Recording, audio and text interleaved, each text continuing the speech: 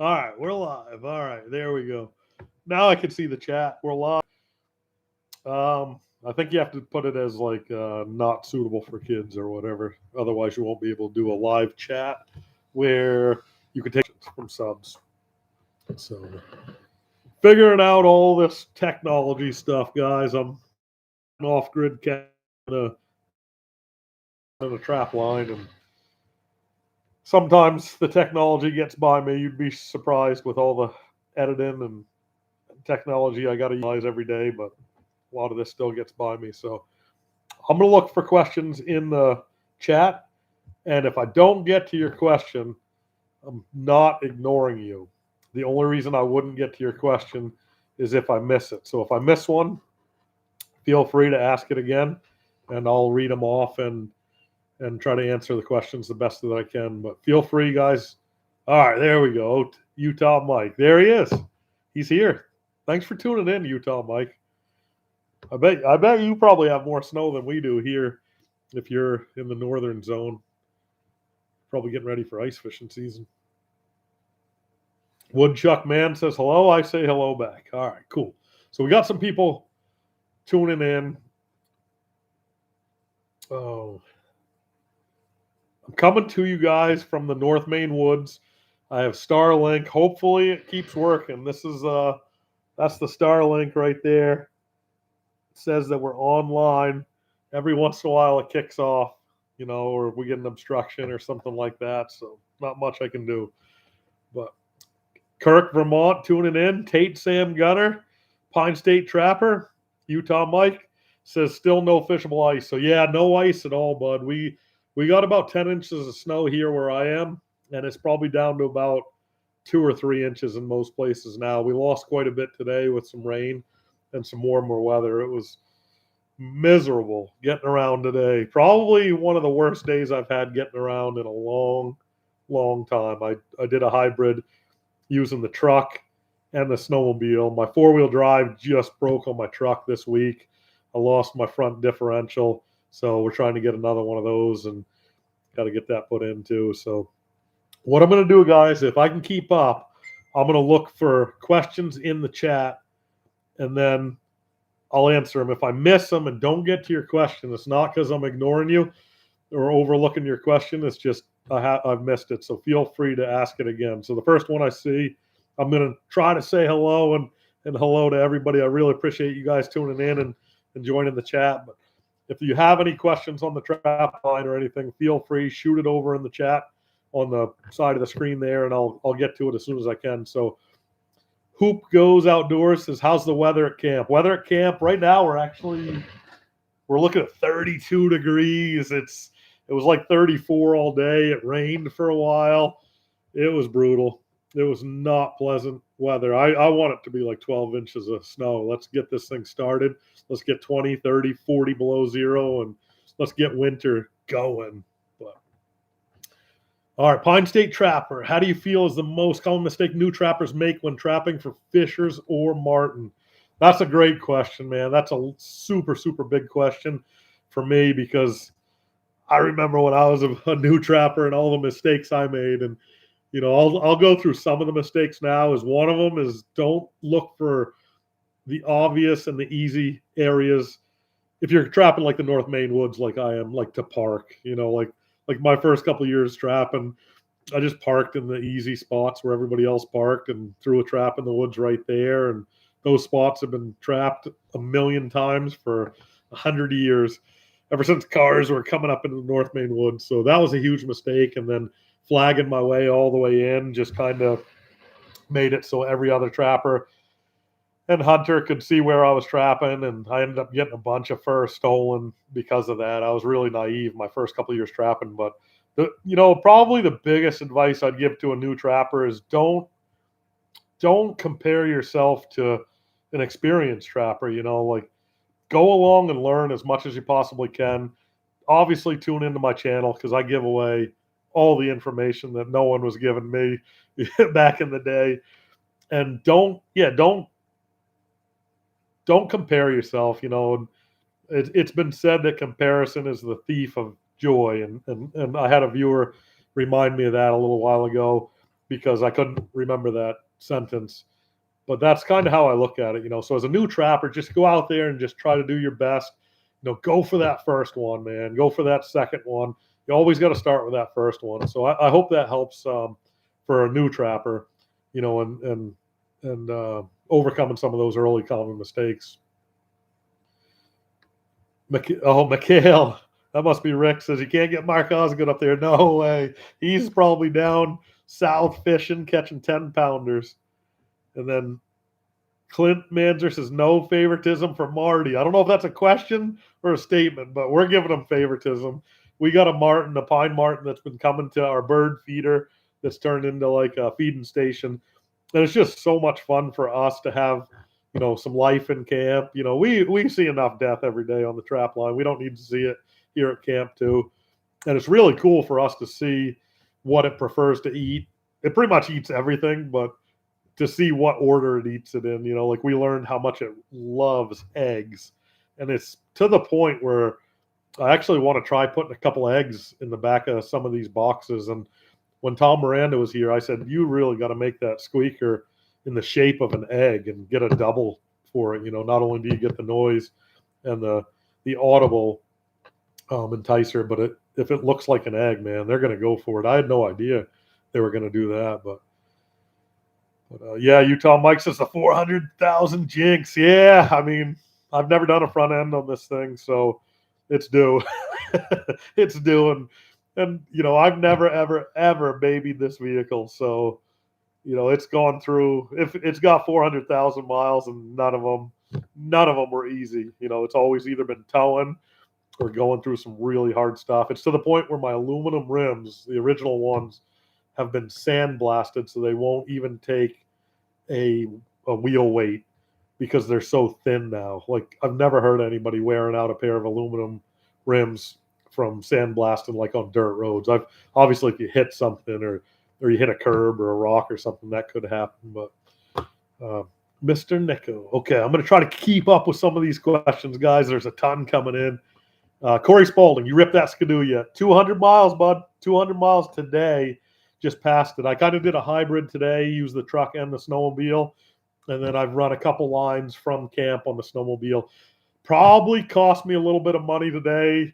I probably did about $100 worth of carbides off my carbides. So, if a new set of skis with carbides costs like $300 or $350 or whatever they cost, I probably did about $100 worth today because the snow's down to like 3 inches in a lot of spots. So when you push down on it, you can hear those carbides just raking on the rocks. But I had to use it because I'm on like super, super steep hills.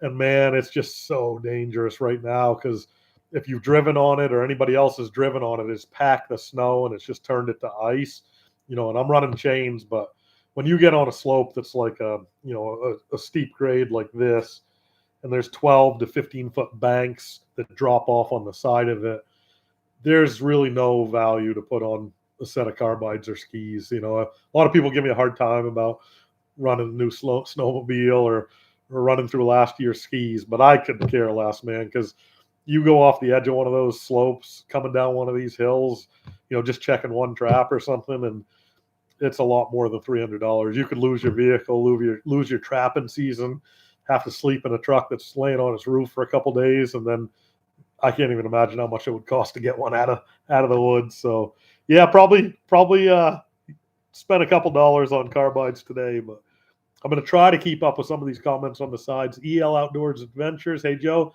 maybe I missed it, but do you use a communicator in the woods? Wonder if you worry about an injury while solo. Thanks for the channel. Probably meet you this winter as I see Brandon on the ice. Awesome. Yeah. No, I don't. I don't use one. Like a lot of my buddies have used the Garmin InReach in the past. I don't know, man. I've just been doing this for like 25 years, give or take, and not just running the trap line, like doing just stupid stuff out in the middle of nowhere.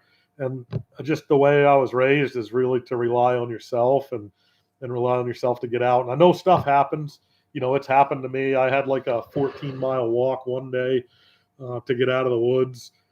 I've done some pretty stupid stuff, but I don't know. Maybe I should have one, but I'm pretty happy living in the moment and also knowing that you don't have that crutch to lean on really helps make wiser decisions, or at least completely understand your risk and your risk management when you know that you can't push a button and hopefully a helicopter shows up or something like that. So I do not, but um, a lot of people get upset over that, but that's kind of like live your life the way you want to live it. It's what I'm doing up here. So there's Kyle. What's up, Kyle?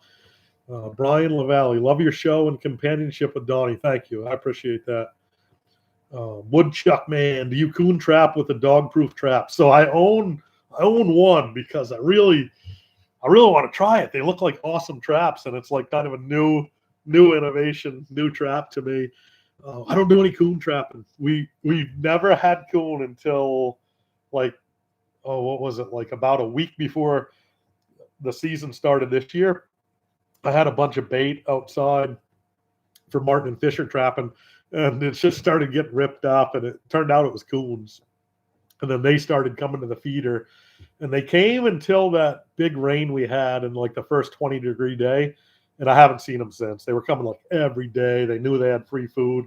If they weren't denned up right now, I'm sure they would be here. But I'm pretty sure these ones that I had at camp, which I've never had them before, are denned up for the winter, with the cold weather, and they were so fat. But yesterday I had to go to town because my four-wheel drive broke on my truck, and I saw 3 coons in town, and they were just giant. It was crazy. But I'm going to try to get caught up on some of these. There's Dan's Midwest Angling. Nice. I'm with you on the snow. Nice. Tate Sam Gunner caught a martin yesterday. Congratulations, man. That's awesome. I mean, I love catching martin.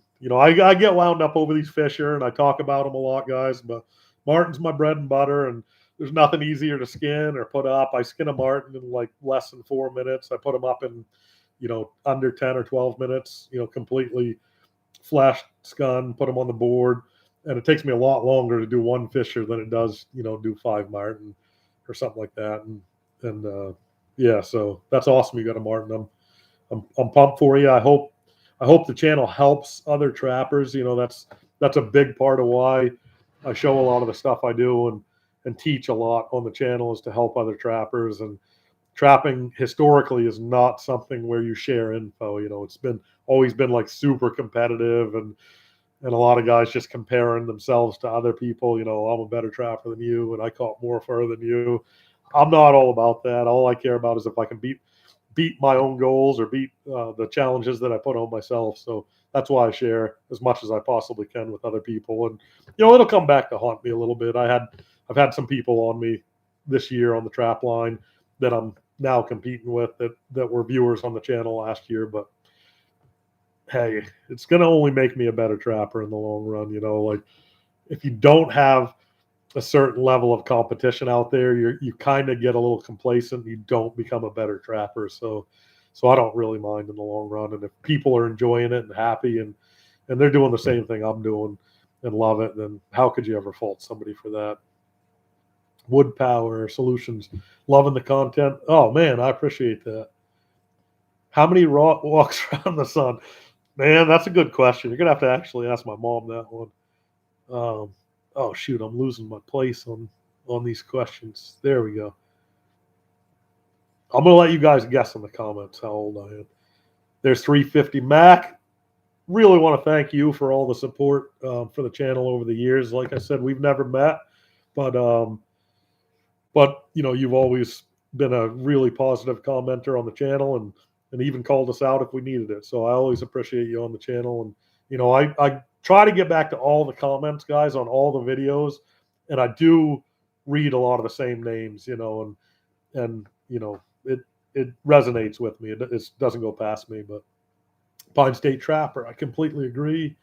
Whether you catch 1 or 100 critters in a season, just being out there and learning is the exciting part. Yeah, man, like learning's my favorite thing on the trap line, and trying new things. And I had a really cool set today I got to check it today. I made it like 4 days ago.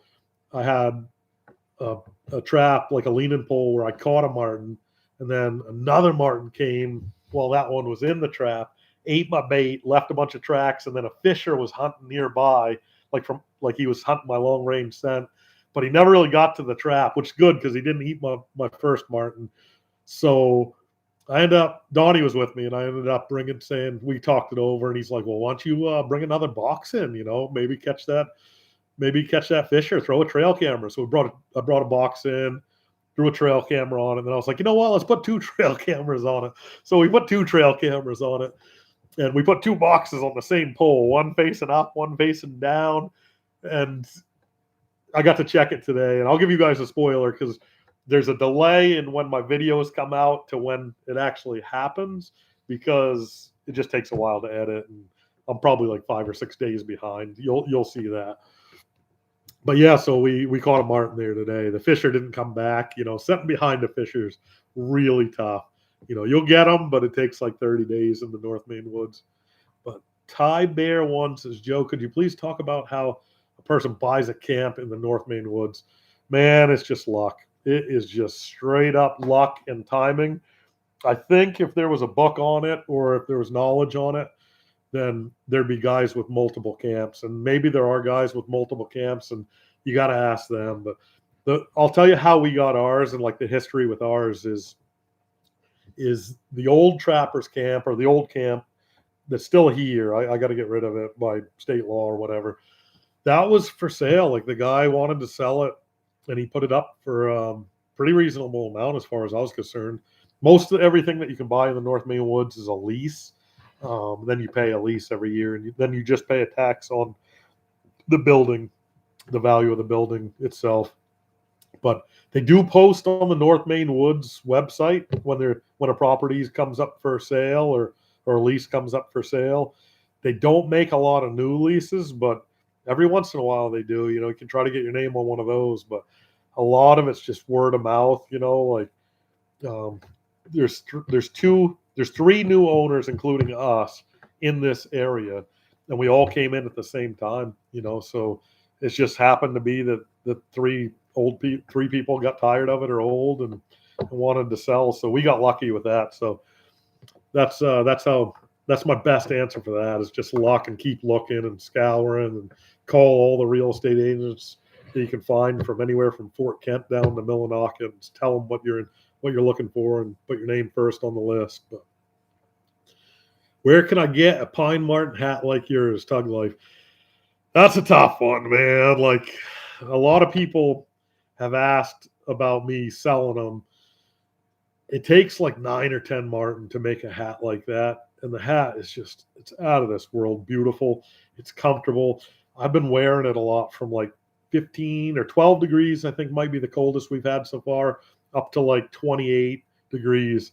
And it's perfect. Like I can't wear my coyote hat yet because it's a little bit too warm for this type of weather. I'll wear it a lot ice fishing, but the martin hat is like the deal. It's phenomenal. The fur is phenomenal. It's super lightweight, but it takes 10, and even if martin are like $75 each, then you're like $750 for the martin pelts, and then from there it's, you got to get them tanned, and that's like $20 each. So you're $200 more dollars. Then you got to bring it to a furrier, and there's another $100 to $150. So you're talking like over $1,000 hat. And I'm not like a glamorous guy or anything like that. If I wasn't catching these martin, I wouldn't own a martin hat. Let's just put it that way. So that's the best I could do with that. And if somebody really wants to spend the money on a high money martin hat, give me a shout, and maybe there's something we can do. I'll talk to Donnie about it, and we'll put some furs together. But whoa, we got a enigmatic witch in 1630. Hello from Alaska. That's awesome. Hello. I don't get a chance to watch much on YouTube, guys, because I'm so busy with the TRAPLINE, then editing, and then working on the camp and stuff. But when I do, I try to watch some episodes of trapping in Alaska, and it's really neat to see how different it is, and it's pretty cool. So hello from Alaska. That's cool. I always love hearing where people are from. Good evening from northeastern Ontario. Snow hit hard just north of me, but we had rain today too. Cold temps start tomorrow, below freezing. Nice. That's what I'm looking for. I want it to be like full, right straight ahead winter right now. Ice fishing this winter. Oh, it says, I want to get ice fishing this winter.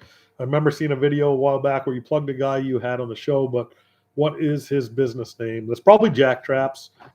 Sean's a real good buddy of mine. He owns Jack Traps, and he's a really great guy. I couldn't get him up to camp this year. He's been working so hard on ice fishing. So 350 Mac, when's the ice fishing videos coming? Well, I'm gonna sneak like 3 or 4 in during the trap line from last winter. Now, if you guys didn't know, my channel got taken down, demonetized, demonized, all that during last year's ice fishing season. So I really didn't shoot a lot of content. I had some stuff going on last winter, so I didn't shoot a lot of content, but I have some pretty cool stuff. We had a snowmobile go down in Sebago Lake, and we got it back out. We had a diver come in. It was 175 foot deep, and I got it all on video. So that's probably going to be my first ice fishing video. If I get a little bit of time to edit, then I'll get that up within a week or two. Dave Millington. So his first fisher while hunting deer. I didn't realize how fast they run. He or she see me and going, yeah, they never really stop moving. There's very few people have ever said I've seen one sitting still or something like that. They're fast. A lot of people talk about ice fishing, cooling down. John Porter. Almost time for the Bobcat line. 60 quality sets. Nice. I've never caught a Bobcat. I've never trapped where there are Bobcat. We have a lot of Bobcat in Maine from like Bangor south, and where I live for half the year has Bobcat, and I see him. And Donnie has a big Bobcat like in his field and stuff. But next year, if we end up running that down east coyote line, we're gonna probably stack some Bobcat too. Now, early season we won't be able to keep them, but once the season starts, we will be able to. Somebody said, did I see a collar on the fisher? It must not be a pet like that moose. Nope, no collar on my fisher, guys. I've actually never caught anything collared. So Frank wants to know how the fur market is. I'm not sure. I don't follow it, and I could care less. I'm going to trap. Like, there's so many trappers that don't trap now because they say, it's not worth it. And the fur's not worth it. But man, if at the end of the year, if they said, hey, your fur check's this amount, 10 grand or whatever it is, or 15 grand, and they turned it around and said, hey, it's going to cost you 15 grand to trap this year, I'd pay it in a heartbeat. I just love trapping. It's one of my favorite things to do, and running the line and facing multiple challenges every day is what I just love to do. So, yeah. Someone wants to know if I've seen Bigfoot. I have not. Paul Lohman says, I've seen the opening on the box is smaller than what Minnesota has. We have a 50 square inch opening on ours. 50 square inches. Dang, that's a lot. Ours is only 4x4, so that's all we're allowed on ours. It's really, really hard to get the fisher. Like if you guys watch tonight's video, Donnie and I caught as big a fisher as you can catch. We caught a couple giants already this year, but last year I had a little bit over 20 fisher, I think. And it should have been over 40 with all the fisher that visited the boxes, but they just couldn't get in. So I'm hearing rumor that we're going to be able to go to a 5x5 opening next year. And I think that's going to make a huge, huge, huge difference if we can get up to a 5x5 inch. Because, the trap's 5x5. So why isn't the opening 5x5, right? It's just our state for you. But Hunt Fish Trap 59. Any updates on Brandon? Did you guys ever run a trap line together? Brandon's doing incredible, absolutely incredible. For you guys that didn't know, he fell off a 2-story roof, and then it was like lower. The ground was even lower, so it was more like a 3-story roof. Landed on his back, blew out his shoulders, had to get life flighted, was in real rough shape. Made it up for the moose hunt. I put a video up on their moose hunt. He's doing great, man, and we've never run a trap line together because he doesn't have his trapping license. So I told him, get your trapping license, Bob, because, man, wouldn't that be fun? I think that'd be a lot of fun. So the only thing we run together are jack traps. And we run a lot of those in the winter. So Jason Kane, loving what you and Donnie are doing. I'm getting my grandson and granddaughter into trapping. They both seem to like it. but I think she likes it even more. That's awesome, man. I love to hear that. I love seeing kids trapping. I love seeing kids in the outdoors, and that's good. Thank you for that comment. But Ashton's Outdoor says, what size board should I use to build Martin boxes? So a lot, like I used 1 inch, 1 inch thick, because that's just what I milled. But a lot of people are using like a 3/4 to make it lighter, and there are some guys using plywood. As far as width goes, it all depends which trap you're using. I think because like your sideboards either have to be taller or your top and bottom have to be wider to overlap the other ones. So you're going to be at like a 5.5 probably tall or a 6 inch tall. If those are your sideboards, then your top board is going to have to be whatever. That's say your sideboards are 6 inch, your top board's going to have to be 8 because it's going to have to cover that 1 inch on the left, 1 inch on the right, and still have 6 inches. So it comes down to like your interior measurements. And I shot a video on making my boxes, and I'm pretty sure I talk about the size of them in that. So check that out if you get a chance.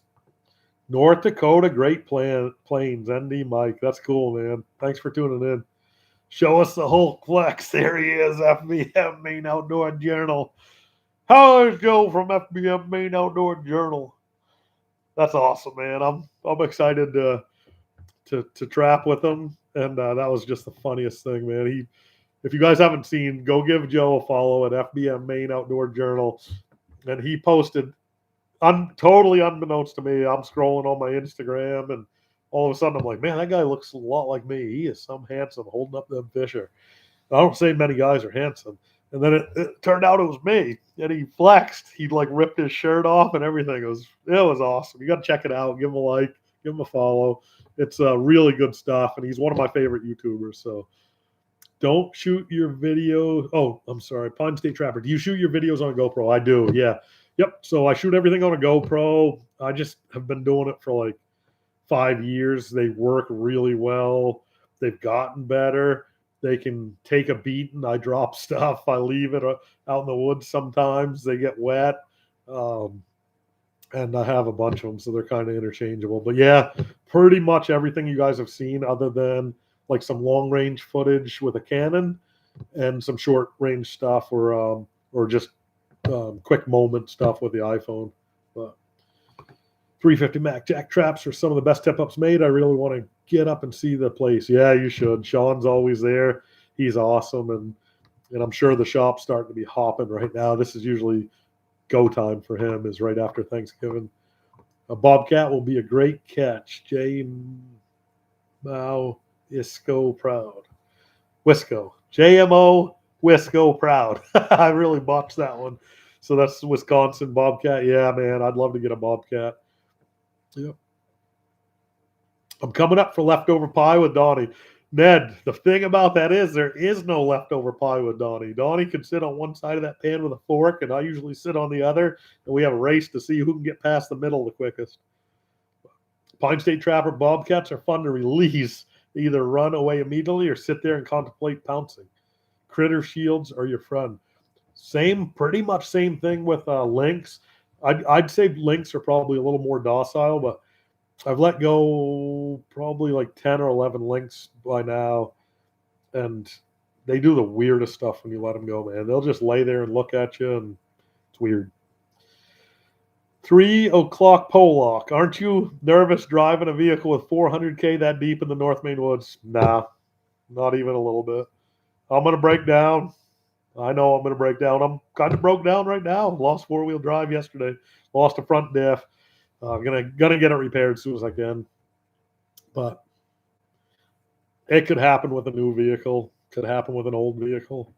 It's the vehicle I have right now. It's the vehicle I can afford. So I'm not going to let it get in the way of me doing something that I love. So I'm going to do it, and I'm going to do the best I can. So, and this vehicle's in a lot better shape than some of the first vehicles I ever ran in the North Maine woods. I'll let Stevie tell you some of them stories. But Royce says hello from PA. Awesome. Ashton's Outdoors, big fan of the channel. Watching from my camp. No Starlink, no booster, so it keeps crashing out. Bummer, man. The Starlink's crazy, guys, crazy. The Mini, I think, is even better now. This one's just the one we threw on the roof. Tim JK says, great trapping series this year. What's the old axe you use trapping? I'm glad you asked that because I'm a big fan of axes. So that particular axe, I got about probably a dozen up here this year. I had a hard time picking which ones I wanted to bring to camp. But that one is a Chinook Wangan. It's a really weird name, but Perry Green was a world champion axe man back when they used to have axe competitions. He's from Maine. I think he used to live in Bangor at the time, but he built Sunset Cottages in Jefferson, and he ended up living in Waldoboro, which is the next town over from where I grew up. And he designed this axe for Emerson and Stevens. He was like literally a poster boy for axe companies back in the 40s or 50s, and he designed this Chinook Wangan. He brought the first Chinook dogs, I guess, to the U.S. or to the mainland U.S. And a Wangan, Chinook Wangan's like a cache or a cache, I guess, or a store. I'm not exactly sure on the name of it, but it's kind of like a modified Hudson Bay axe. It's like 2.5 pounds. I put an 18-inch stick on it, so you could use two hands and really whack and take down some huge trees. Or it's just a one-hander, for making sets or cleaning up around sets like that. But there's only 4 of those known to be in existence anywhere in the world, and I got so lucky to come across one at a garage sale, and I was kind of scrubbing it off to see what it said. And first 4 letters were CHIN. I was like, China? There's no way they made a nice piece of steel axe like this in China. And then I through another guy, I found out a little bit more info and was able to read it all. But yeah, it's like, I hate to even put a value on it because there's only 4 known, and Donnie has one of the other 4, and Collector in Mass has one, and then the biggest collector other than me in Maine has one. So those are the only 4 that we know of, and that's what I use on my trap line. I'm going to use it every day, and it gets used and abused. That's what they're made for. So Tate Sam Gutter, what do you use for Martin lure? So for bait, I'm pretty much using partridge. I'll use a little bit of beaver meat in there too when I have it. Long distance call is my skunk and Vaseline mix. And then for the closing lures, I'll be honest with everybody right now. I literally bought anything when I was ordering traps or ordering stretchers or ordering any trapping supplies. If I ordered from several different companies, and if they had anything that said Martin or Fisher or even Weasel on it, like none of the upland mustelids, if they had any kind of lure that said that, I bought it. I don't care who made it. If it was Kronks, Rickards, MB line, or whatever, Cavens, I don't care what it is. If it said it, I use it. So I have a bag with like 10 different lures on it, and I use those all as closers. And I try to get 2 or 3 different smells inside the box as like a closer. And I don't know what works. I don't know which is the best. I'm not sponsored. Most of the guys that are telling you that this lure is the best and you got to have this one, they're probably sponsored.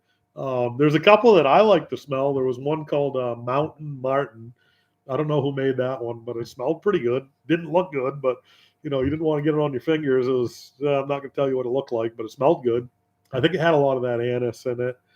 And, there's a ton of them out there. There's a guy in Maine, Joe Young, makes some that I use his too. But yeah, I just bought everything that said either Martin, Fisher, or Weasel on it. And most of the labels have completely worn off. I don't think it really matters. I don't think there's an answer or a best one. So feel free to try as many as you can. And part of the fun I have in trapping is trying as much different stuff as I can. So that's why I have a bag of lures with the labels all worn off. So I'm going to try to get caught up on some of these comments or questions, guys. If you have questions, please feel free, shoot them over. If I missed you or skipped over you, don't take it personal. It's not on purpose. Just throw another comment back in the queue there, and I'll get to it. British Columbia, Canada here. Nice, William. Love your videos. Kind of amazed you don't come across more black bears. The clear cut maybe has them moving deeper in the bush. No, not at all, William. I mean, they're going to be in the deep bush and stuff, but as a rule, general rule in Maine, all black bears go into hibernation by mid-October. They say like October 15th. So I'll usually see like one track in a winter. Um, Usually like a young male, maybe didn't get enough to eat, or who knows, maybe it had a bad den and somebody spooked it out of it, or I don't know, maybe one of its den mates stunk too much or something. So I'll usually see one track in the winter a year. I haven't seen any this year in the snow, but we're very, very, very lucky that they go into hibernation mid-October, and we don't have to deal with them with these boxes or our long distance call or anything on the trap line. Ashton's Outdoor. Can you do more lives like these soon? Sure.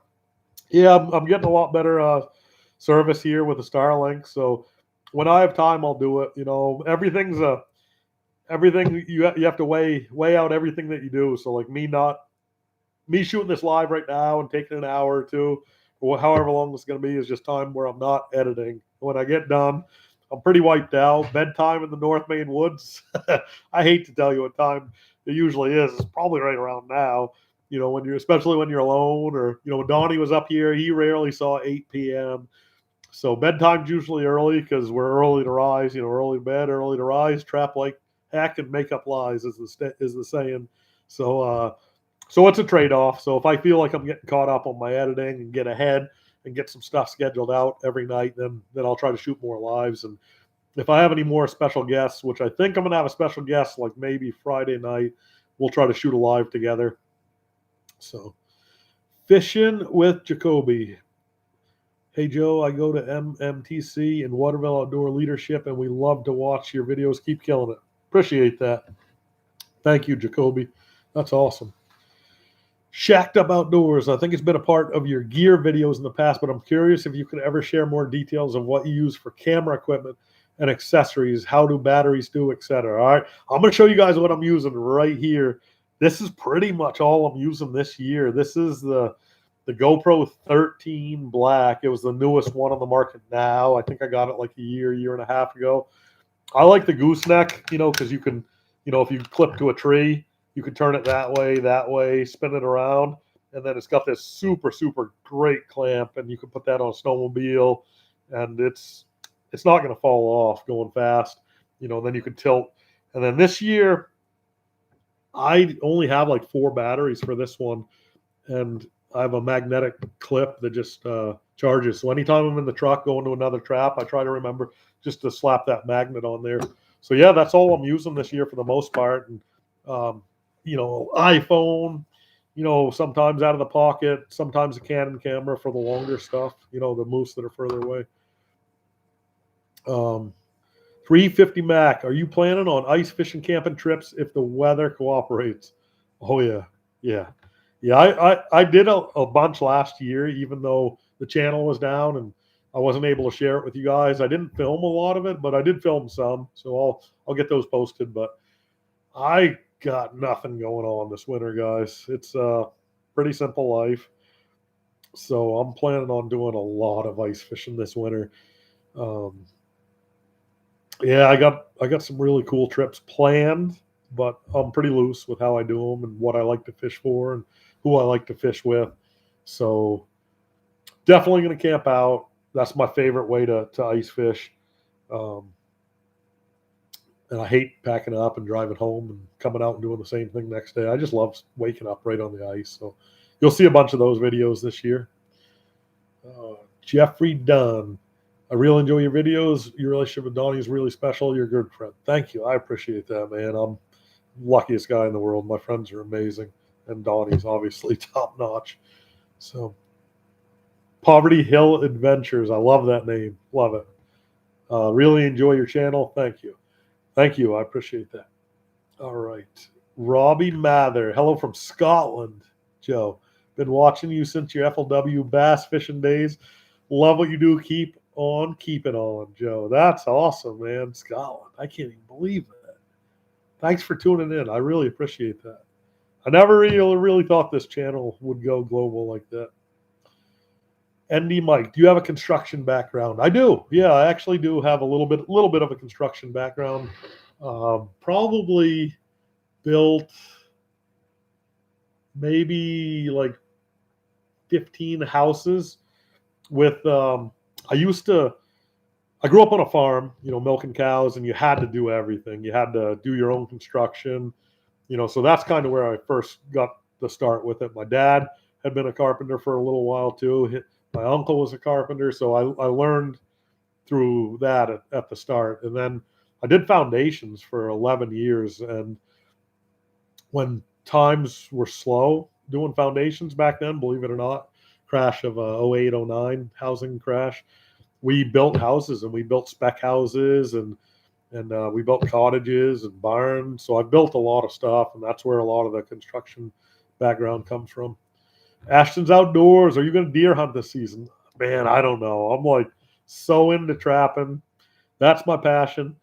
I've been passionate about deer hunting before, and for me, like, I'm lucky I learned how I want to hunt deer and what I love about hunting deer. And I just love to get on the ground with them, whether it be tracking them down, coming up from behind them, trying to catch up to them, track them down, or just getting on the ground level with them. So, I learned at a young age I don't want to sit in the tree stand, and I don't want to ambush, and nothing against anyone who does or hunts that way.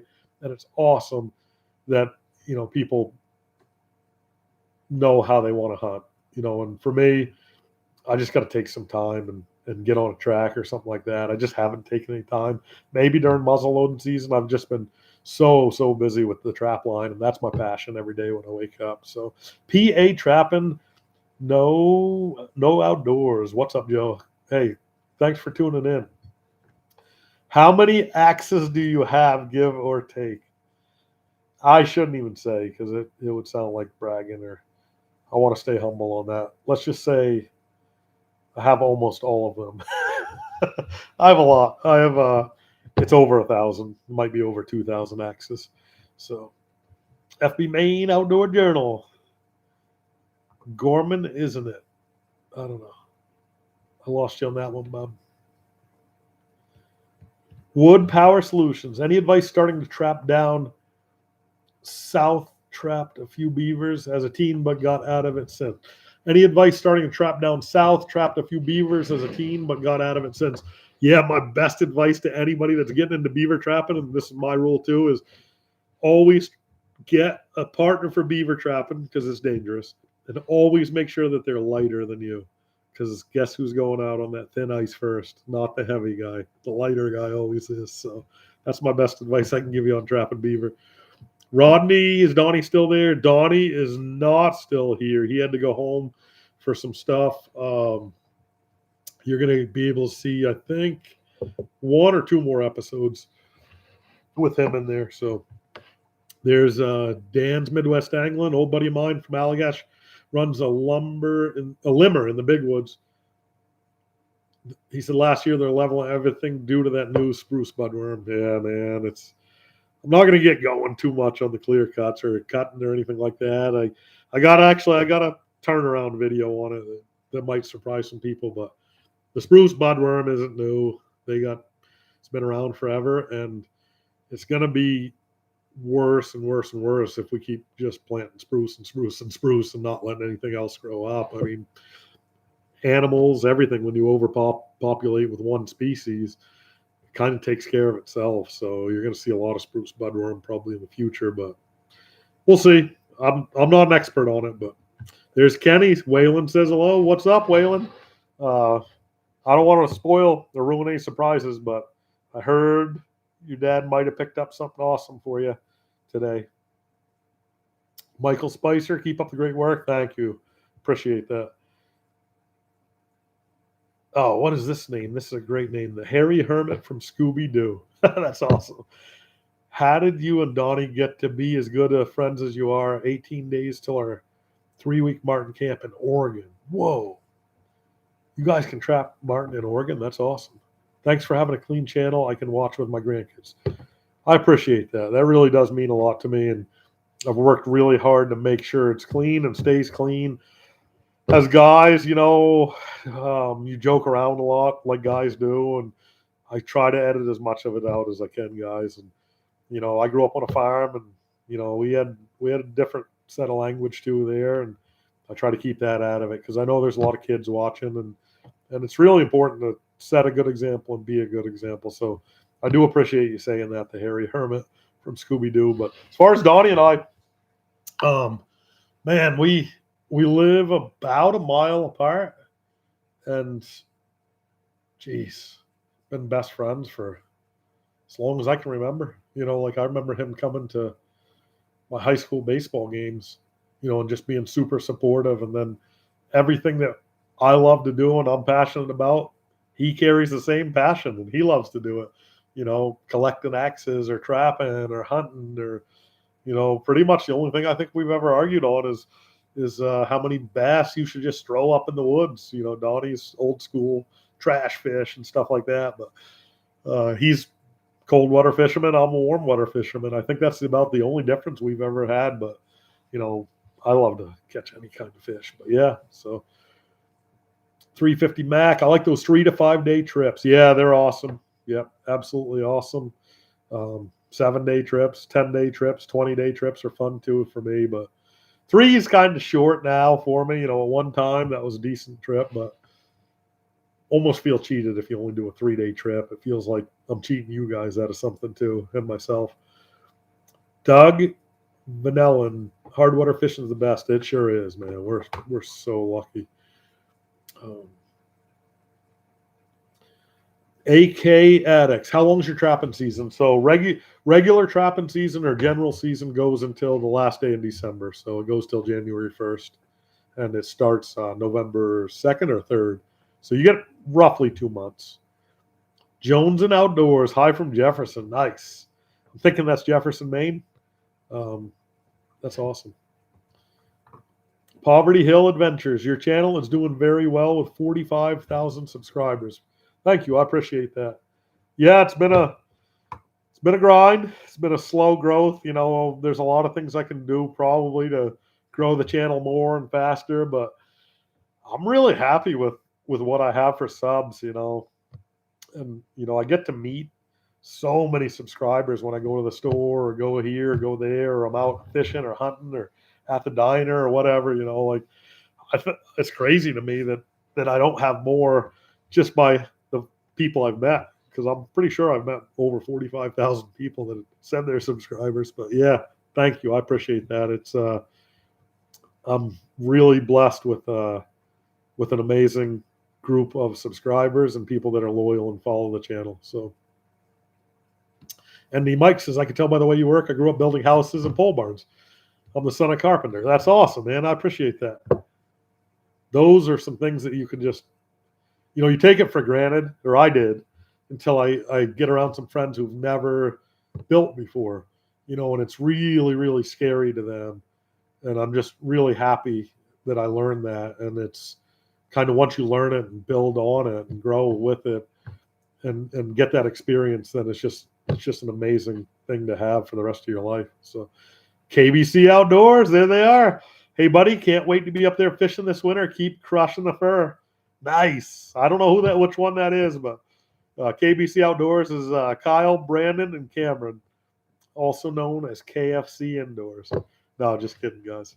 Love the channel. Love those guys. As you know, they've been on my channel for years, and they started their own. So get over there, give them a like or a follow too. They're in the comments if you want to link over to them. Rob Metcalf from Eastern Kentucky Mountains. That's cool, man. That's pretty country over there. Whatever, June or John says, hey, Joe, how's Donnie doing? Donnie's doing great, man. I'm so happy that he was able to trap this year and that he's on this side of the snow. Robbie Mather says, that's how we hunt deer in Scotland, Joe. It's called deer stalking. None of us sitting around or hiding up a tree, shenanigans.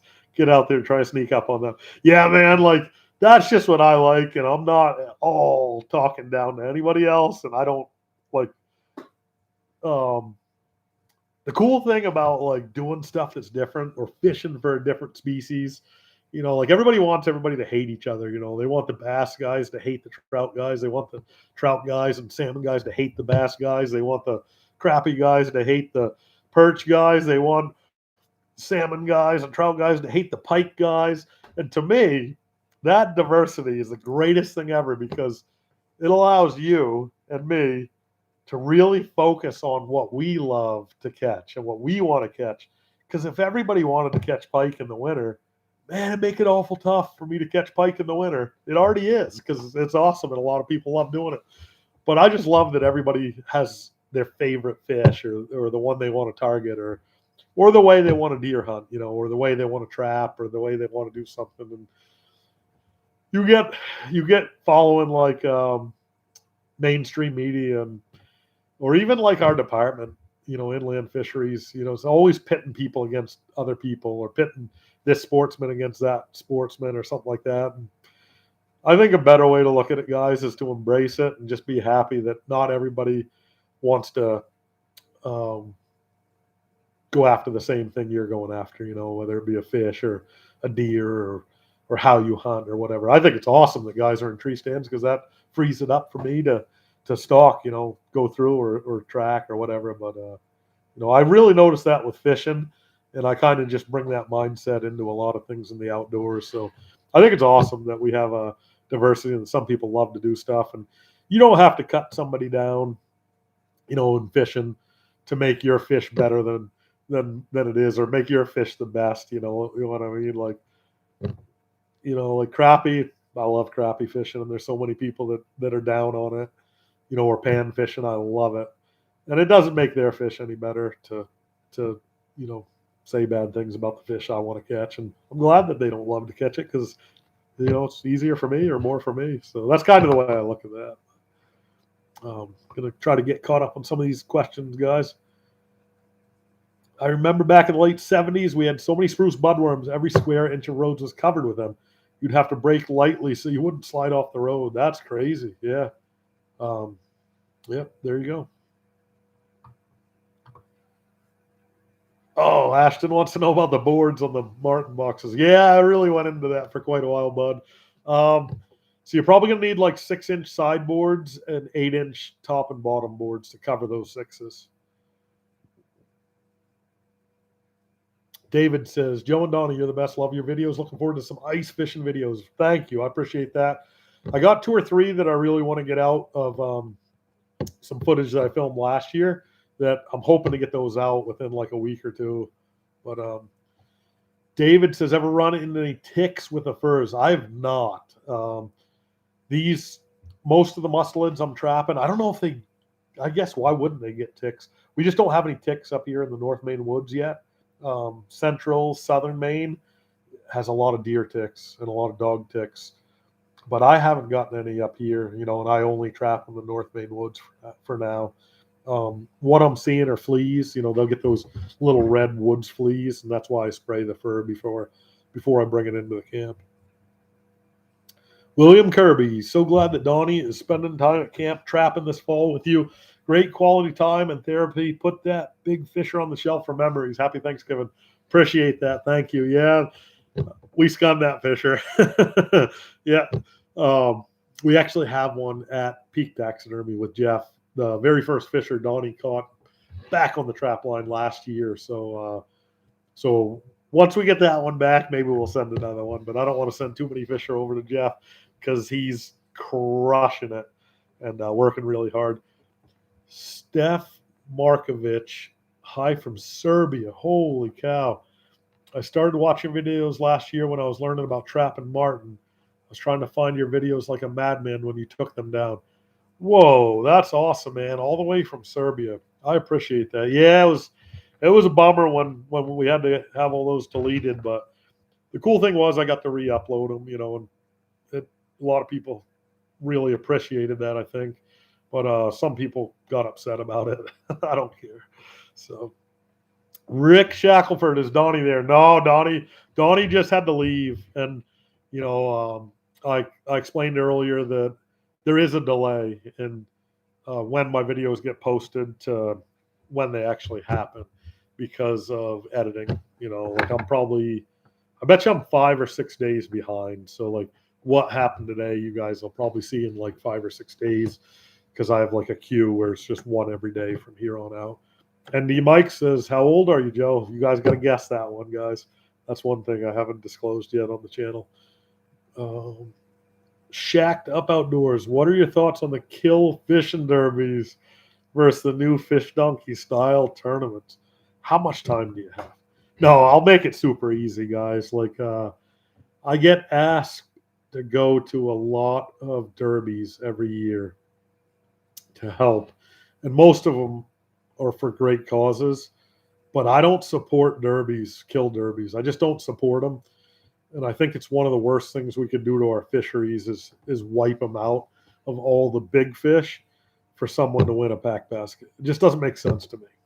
Or $1,000 or $1,500 or whatever. Just it doesn't make. It's not a fair trade off. It's not a good trade off. And for all the people that are catch and release or that free that great big fish and let him go, and then next guy comes along and he really enjoyed it, but he killed it so he could win an ice auger.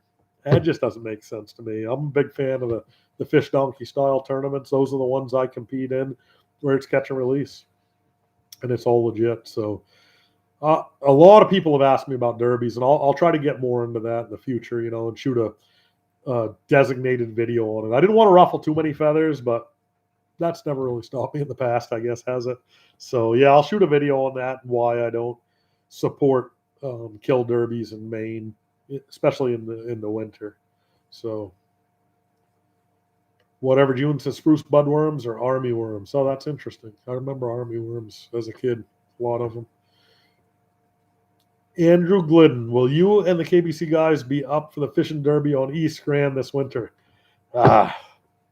No. I 1,000,000% will not be there for that. I don't love it, man. I wish they didn't do that one on East Grand, because you look at East Grand and it's like it's one of the absolute best ice fishing lake trout fisheries in the state of Maine, where you can go catch 10-pounders and multiple 10-pounders. But they're going to do a 2-day derby there, and they're going to kill 100, maybe 200 30-year-old 10-pound fish, so someone could win a pack basket. So I just don't support those derbies, man. I really, really wish they wouldn't do that one on East Grand. And the reason why East Grand is as good as it is because they haven't had a derby there for, I think the biologist said, over 10 or 15 years. So kind of a bummer. But David L. wants to purchase one of the fur hats. Yeah, if anybody wants any furs or a fur hat or something, shoot me a message, jhprofishing@gmail.com. I put my email in all the descriptions.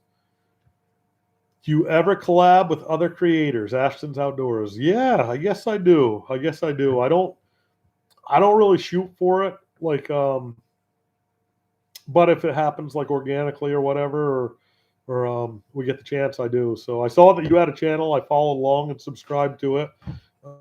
Yeah, it's a pretty good chance we get to do something this winter. But stay tuned this week. Later this week, you're going to see a pretty cool collab, I think. We'll see. It's going to be cool for me. I don't know how cool it will be for everybody else. But 350 Mac, anyone coming into camp for Thanksgiving? Not for Thanksgiving, but the week after Thanksgiving.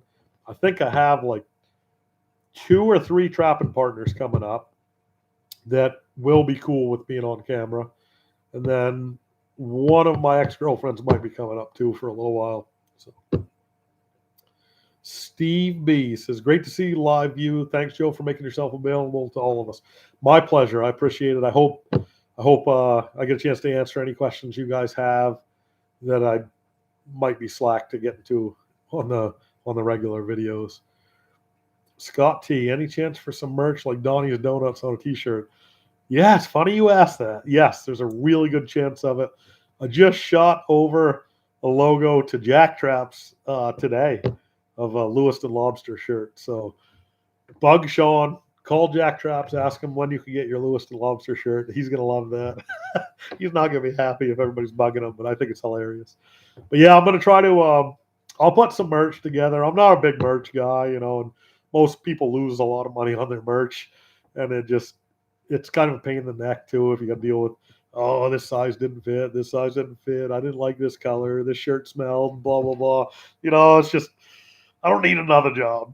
So I didn't get too much into the merch, but I think I'm gonna do something with Sean, and we're gonna get some really high quality screen printing done like he does on his shirts, and maybe do a rack at the shop of some merch from the channel with Donnie's Donuts, Lewiston Lobsters, maybe like a straight Sidway shirt or something like that. We'll see. Well, if there's any that you guys really like, cask nuggets or something like that, maybe we can get some pretty cool shirts out of Jack Traps this year. But it's a good idea to call Sean or stop in at Jack Traps in Monmouth and ask him where the Joe Holland shirts are. All right, I'm going to try to get caught up on some of these questions, guys. Northern Trapper. Hi, Joe. New to your channel and enjoying the content out on my line until December. Keep it up. That's awesome, man. Where, I'm curious, Northern, like, are you in Canada? Are you in Maine? Stateside? So, Ashton's Outdoors, Kill Derbies can be gross, but there's a good one that goes on Chizuncook where you're only allowed one salmon over 15. Yeah, so they can be used to manage species, but the way they're set up in Maine right now is they're managing the lake to be the worst that it possibly can by killing all the big fish and the predators and taking all the trophies. It's not a good. Ashton's Outdoors, thanks for following me back. It means a lot. Absolutely, guys. I love supporting other people and helping them out. There's Ashton's Outdoors, guys, in the chat. I bet you can click on that and give him a quick subscribe. And if he sees his sub list go up 5 or 10 or 15 or 20, I bet you he probably wouldn't sleep too much. He'd be so excited. So means a lot. You know, I remember getting my first 10 subscribers, my first 20 subscribers, first 100 subscribers. So Ashton Outdoors, let us know how many subs you got in the comments right now, and then we'll see if we can get you a couple more tonight. Michael Spicer, have you ever fished the Great Lakes in Michigan? I have not. I've actually not really fished in Michigan yet or hunted. I'd love to fish the Great Lakes too. Love your videos, watching them here from Ontario, Frank Bram. Thank you. I appreciate that. 45-ish. Yeah, you're right there, buddy. Good guess. Shacked Up Outdoors. What's your favorite ice camping meal to cook? And when is the cookbook dropping? The other half of Shacked Up Outdoors. Donnie's he's so humble. And I told him that we got to put this cookbook together. And he laughs at me and thinks it's a joke. So I got to get after him about putting this cookbook together. I think it'd be phenomenal. And he's one of the best camp cooks I've ever met, you know, so soon, I hope. I'll get after him. I'll call him tomorrow if I can get service and tell him to start putting it down on paper. There was another question there, I think. I got to go back. What's your favorite ice camping meal to cook? That's a great question. Well, probably breakfast. I don't eat breakfast at all on the trap line. I don't eat it a lot at home unless I'm going out to a diner or something like that in the morning. But man, when I'm ice fishing, you crack them eggs in that pan, throw some taters in there, a couple pieces of rye toast, maybe a piece of sausage or two. I don't know why, it just tastes 10 million times better on the ice. And then Lewiston lobsters are always pretty easy to cook, and they go down pretty good too. So, Steph Markovich, have you ever wanted to trap or snare wolf and lynx? Yes, I do. I would love to trap wolf and lynx. Snaring, I've never done, even over or on top of the ice or below the ice. So I don't know on the snaring part, but yeah, wolf and lynx, definitely would love to do that. We're not allowed to here. We don't have wolf here. We do have some big coyote. We do have an incredible population of lynx, but they're highly protected because there's a federal border between us and Canada, and they're allowed to trap them in Canada, but we're not allowed to trap them here. FB Maine Outdoor Journal says the Joe Holland stretch. That'd be a good shirt. Stretching out a Martin on that shirt or something like that. Donnie's Donut T-shirt. Yeah, that's. I've already started designing that. And if I have any subscribers that are really good at graphic design that want to shoot me a private message or an email, I have the ideas here. I just don't have the time to make them. And I know there's all these AI and chat GPTs and all this stuff that can help you make them, but I just haven't taken the time yet. So you stretching a big fisher on the front. I like it, Joe. I like it, buddy. How much do you miss MLF, like Fishing Pro? Because I used to fish the FLW Tour, which now MLF. Ottercat, ask that. I miss the guys. I miss the camaraderie, and I miss the competition of it. I don't miss the travel. Cody Myers, one of the guys, better ones that's been around for years, said that he was a professional truck driver that got to fish in between gigs. Is kind of how he put what professional fishing is. Because you're just going all across the country, towing a boat, 18 hours, 20 hours, hurry, hurry, hurry, hurry.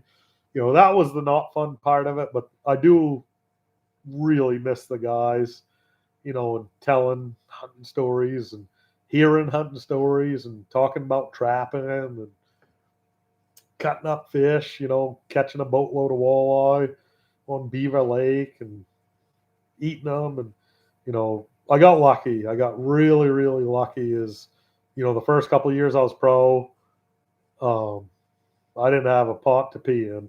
I slept in my truck, almost 300 nights a year, living in my truck, traveling. Didn't even have gas sometimes to check out these lakes. But a couple of the veterans took me under their wing, and we would rent a house together. And it was a lot cheaper doing that than hotels, and a lot safer. No one's going to break in, stuff like that. And it was JT Kinney, one of the best pros. He's the announcer now.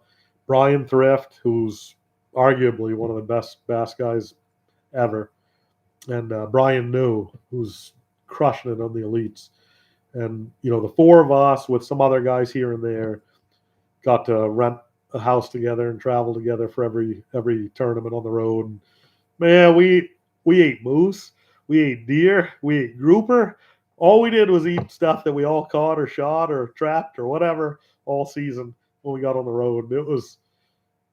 That was probably the most fun about fishing pro, was the camaraderie and competing with your buddies and cheering each other on and going against each other and so that's the stuff I miss from that, guys. But different stages of life and different steps that you take in life and different things you do. So I'll try to get caught up on some of these more comments. How's the mice working out for bait? Great show, buddy. They're awesome, man. I should probably be using more. I kind of got away from it, and we stopped catching them on the deck once the snow cover came. I think I just caught one last night. That's all. But I had that one trap where I forgot to bring in a partridge carcass, and I had like a Ziploc bag of mice in my bag. Then I was already way in the woods, so I was like, I don't want to go back out. So I just strung 8 or 9 mice on a wire, and very first check, I had a martin, and all I had in there was mice on a wire. So they're working well, and I like to add one now. Like when I wire my bait, I take a dead mouse and just run that wire right through it because they're pretty strong, and then wire that to the grouse, and it gives you a different smell, gives them a different look, gives them something to target that they can grab, as they're going in to try to get them past that trap. So Northern Trapper, Northern Alberta, Canada. Wow, yeah, that's north. That's awesome. Thank you for letting me know on that. I'll remember that when I see comments in the future. Kyle Jones, smash that like button, everyone. That's awesome, buddy. Thank you. Kyle's just a great guy from my hometown. Oh, hey, I was wondering how you did for a deer this year, Kyle. I haven't seen anything yet from your dad.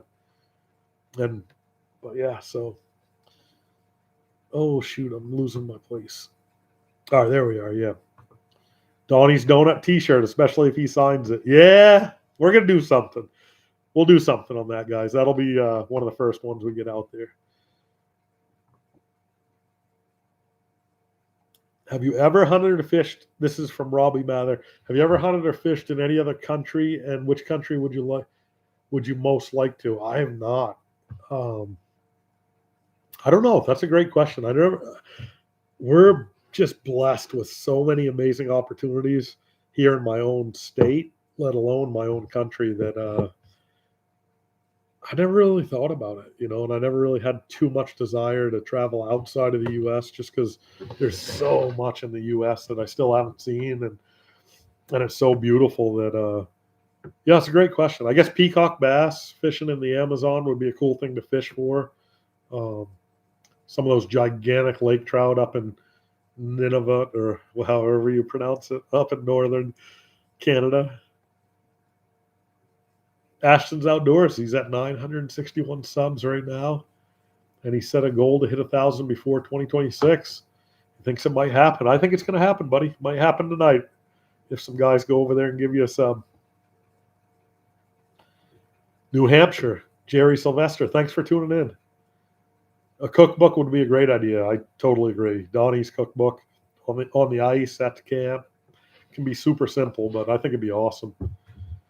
What's your plan for Thanksgiving at the off-grid cabin? I'm going to try to shoot a partridge tomorrow and cook up some really tiny potatoes to make that partridge look like a turkey. But yeah, no, I'm going to be trapping tomorrow. I got a buddy coming in to trap Friday, Saturday, Sunday, maybe Monday, and I want to try to get some fresh sets out for him. I don't have any fresh sets out right now. I'm just having such an amazing season, and I took my foot off the gas after the second day, and it's just been cranking ever since.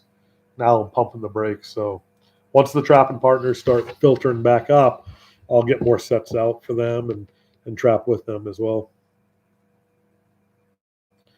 Oh, Big Al said, did you all weigh that, Fisher? We did not. I didn't know where my scale was. Now I got my scale right here. But we caught 2 huge male fisher, and I'm gonna guess like 12 pounds, conservatively. Like anything over 10's a really good size fisher. But one had a lot of fat on it, and one didn't.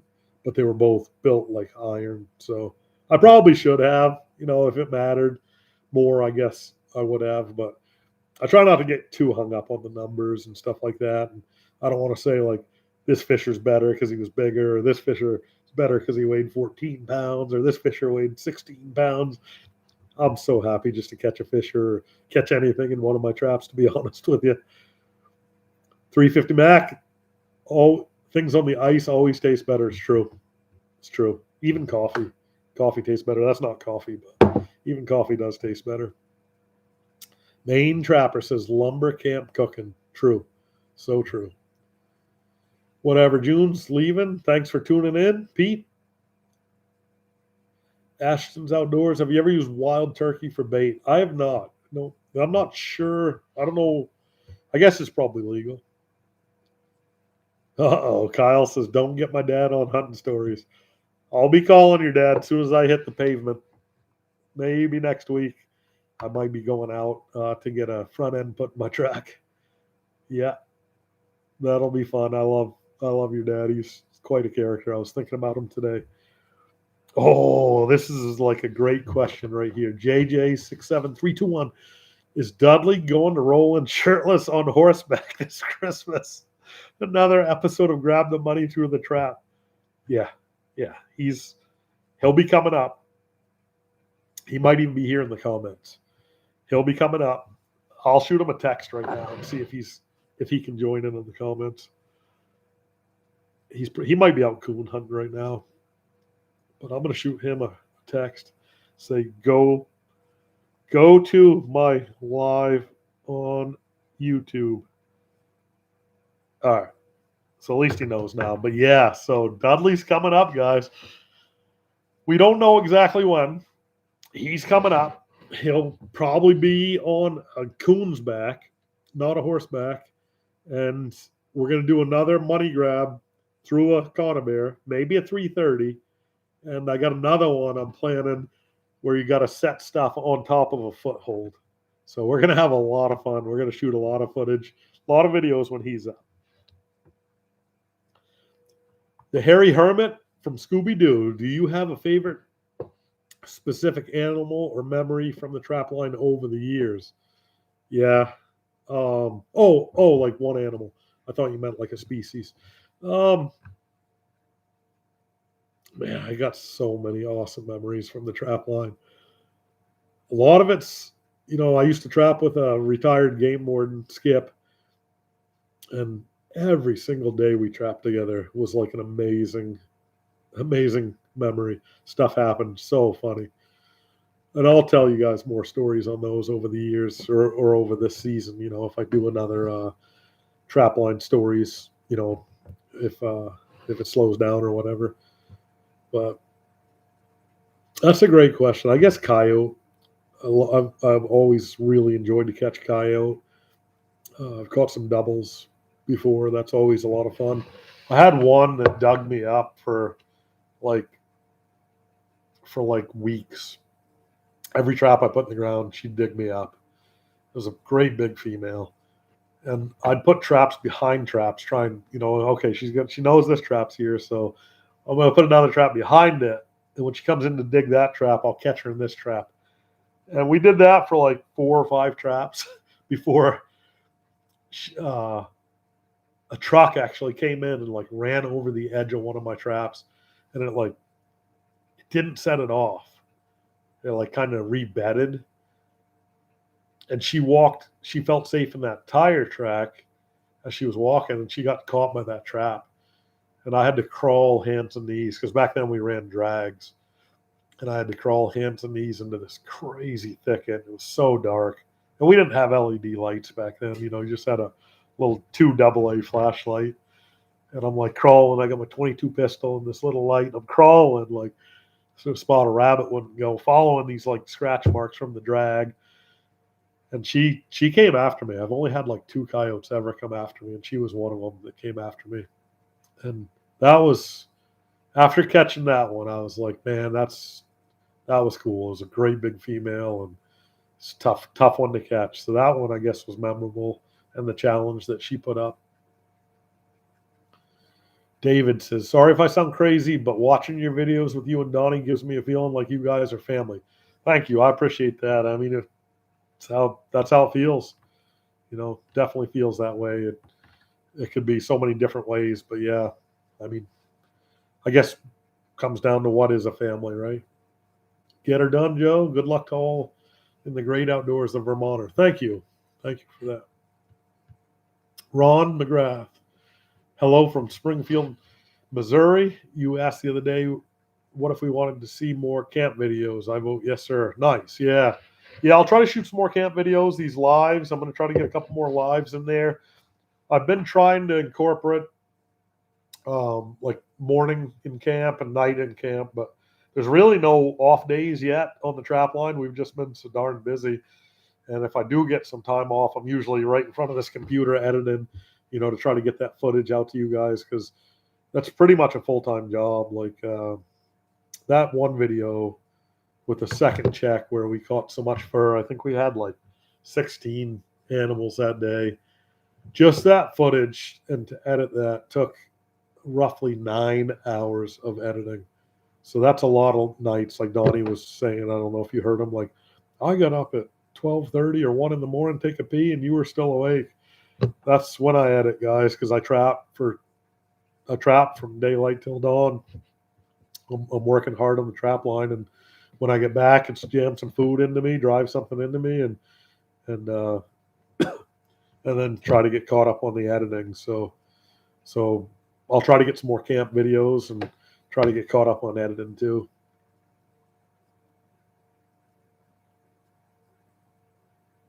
Jerry Sylvester, 8-foot Wells catfish in Spain, bucket list for him. That'd be awesome. Have you thought of coming to Ontario for walleye or trout? Yes, I'd like to do some walleye. I'd really like to ice fish for walleye.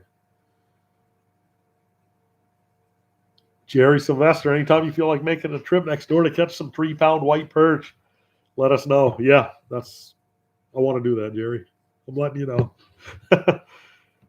That fisher's head looked like it could have weighed 5 to 6 pounds at least. Yeah, you're not kidding. I'm supposed to turn in the jaws of those to the state for some study that they've been doing for 10 years. But I really want to keep those skulls and get them for camp, because those 2 huge males we caught had perfect teeth, were sharp, skulls are awesome. So I still have them. Paul Lohman, thanks for doing live streams. My pleasure, my friend. I this gives me a really good chance to interact, at least even if it is just one way or just reading the questions, but answering questions and giving you guys more insight to the channels, I think is a good thing to do. Jim Bade said, how many miles is the whole line if you were to check all your boxes? Boy, that is a tough. Oh, I missed a couple there. Sorry about that, guys. Um, that's a tough one because right now I have most of my boxes in the dooryard, in my truck or in my trailer. I had to pump the brakes, guys. We've gotten so efficient at trapping these marten that I don't want to trap them anymore any harder than I'm doing. And I'm trying to conserve some for future trappers, leave some seed, leave some for other people. So, um, but that's a great question. If I had everything out like I did at the start of the year, I think I had about 80 something sets out to start the year, and they're going all different directions. There's no more trap loops like you used to be able to do because to find the best spots, you got to really snipe them. I would say probably 150 miles it would take to do that, maybe a little bit more. Um, Ottercat says you need to get Jeremiah to start back. He quit on us. Hey, man, don't. I don't know if I like that. He quit on us. I could have done that wrong, but man, it's like I almost quit. When YouTube took the channel away and everything you work for and build, they take it away, and it's just so much work, guys. It's so much work doing this, and he's got a job, and he's got a farm, and he's got a family. So I think he's just taking a break. I don't think he'll be gone for too long. He's got some more important stuff in his life and some really cool responsibilities that I don't have. So, but if I can get him to come out on the trap line for a day or two or a week, that'd be a huge goal for me, and I think it would be awesome. So I'm going to try to. Yeah, I'll try to get him out here. Randy Knowles, hey Joe, Maine boy in Florida, wishing I was home. Would you consider a pardon for your stump marten? Of course, yeah, he's got a full pardon. Yeah, yeah. I don't know if we made that clear. Sorry if we didn't make that clear, guys. But he got a pass. Yeah, this marten, the stump marten, has got a pass, and I'm going to tell you how much of a pass he's got. Is I have not set a trap within 8 miles of camp because of this stump marten. I don't think he's going to go 8 miles, but I'm passing over a ton of really, really, really, really good fisher woods because I don't want to put a trap there and catch this stump marten. I don't know how far he's traveling. I do see his tracks in various other places, and he's here almost every day, and it's just so much fun for us to see life and life around camp and see an animal that you rarely ever get to see in the wild, and we've seen him like 5 or 6 times now with our own eyes, but mostly he comes and we got him on the trail camera. So, and it's cool for me to feed him and try different things. I put some dog bones out there and he eats those. He eats mice. He eats eggs. He loves eggs. He was standing in some grape jelly one day, and then I think he smelled his foot and came back and ate all of it. So it's a lot of fun for me. I just bought some cat food the other day when I was in town. I'm going to try some cat food, some chicken cat food for him. We'll see. Yeah, he's got to pass to the point where he's costing us a lot of other furs too. So I'm going to try to get caught up on some of these questions, guys. JJ loves the live. I appreciate that, guys.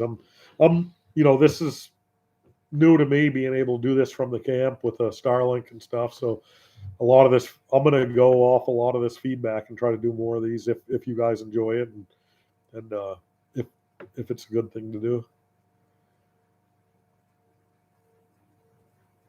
Frank Abrams says, did you figure what was triggering your coyote traps at the beginning of the series? No. And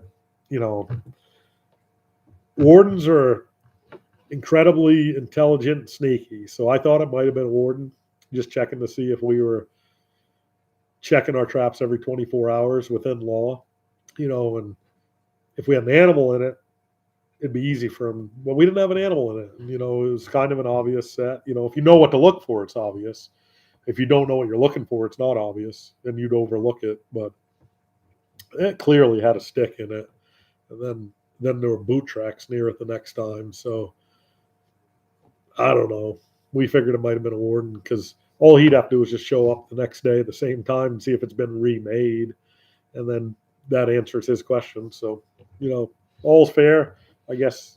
I guess in that game, but yeah, I don't know. I don't know what it was. So, David's hitting the sack. That's not a bad idea, David. I'm gonna be pretty close behind you. Bama Bob Warner. Thanks for all the videos. Love watching every evening. I look forward to it. God bless you and Donnie. Happy Thanksgiving. I appreciate that. Happy Thanksgiving to you, Bama Bob. I'm guessing Alabama. Yep.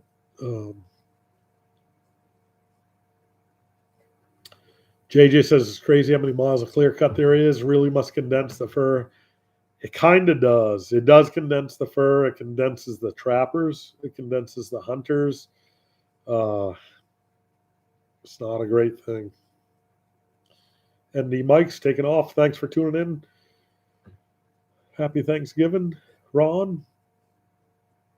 Rick Shackelford, do you plan on setting up a bear bait in the future? I do. Yeah, I never really messed with bear. I never hunted them, trapped them, or anything like that. But this new style trap they have, I kind of like it a lot. It's really got me interested in trying to trap a bear. And I ate some a couple of years ago on the ice, and it was probably some of the best meat I've ever eaten. So I wouldn't mind getting a bear.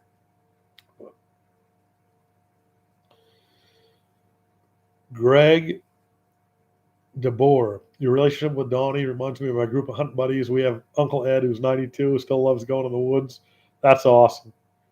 You're a lucky man. Thank you. I appreciate that. Yeah, that's cool. I love, like, one thing in the comments that I've always loved is when somebody's like, hey, Donnie reminds me of this guy. Donnie reminds me of that guy, or something like that. And I just love that. Oh, whoa, there's a Roger Lane. Man, thank you. I appreciate that. Whoa, look at that. That's amazing.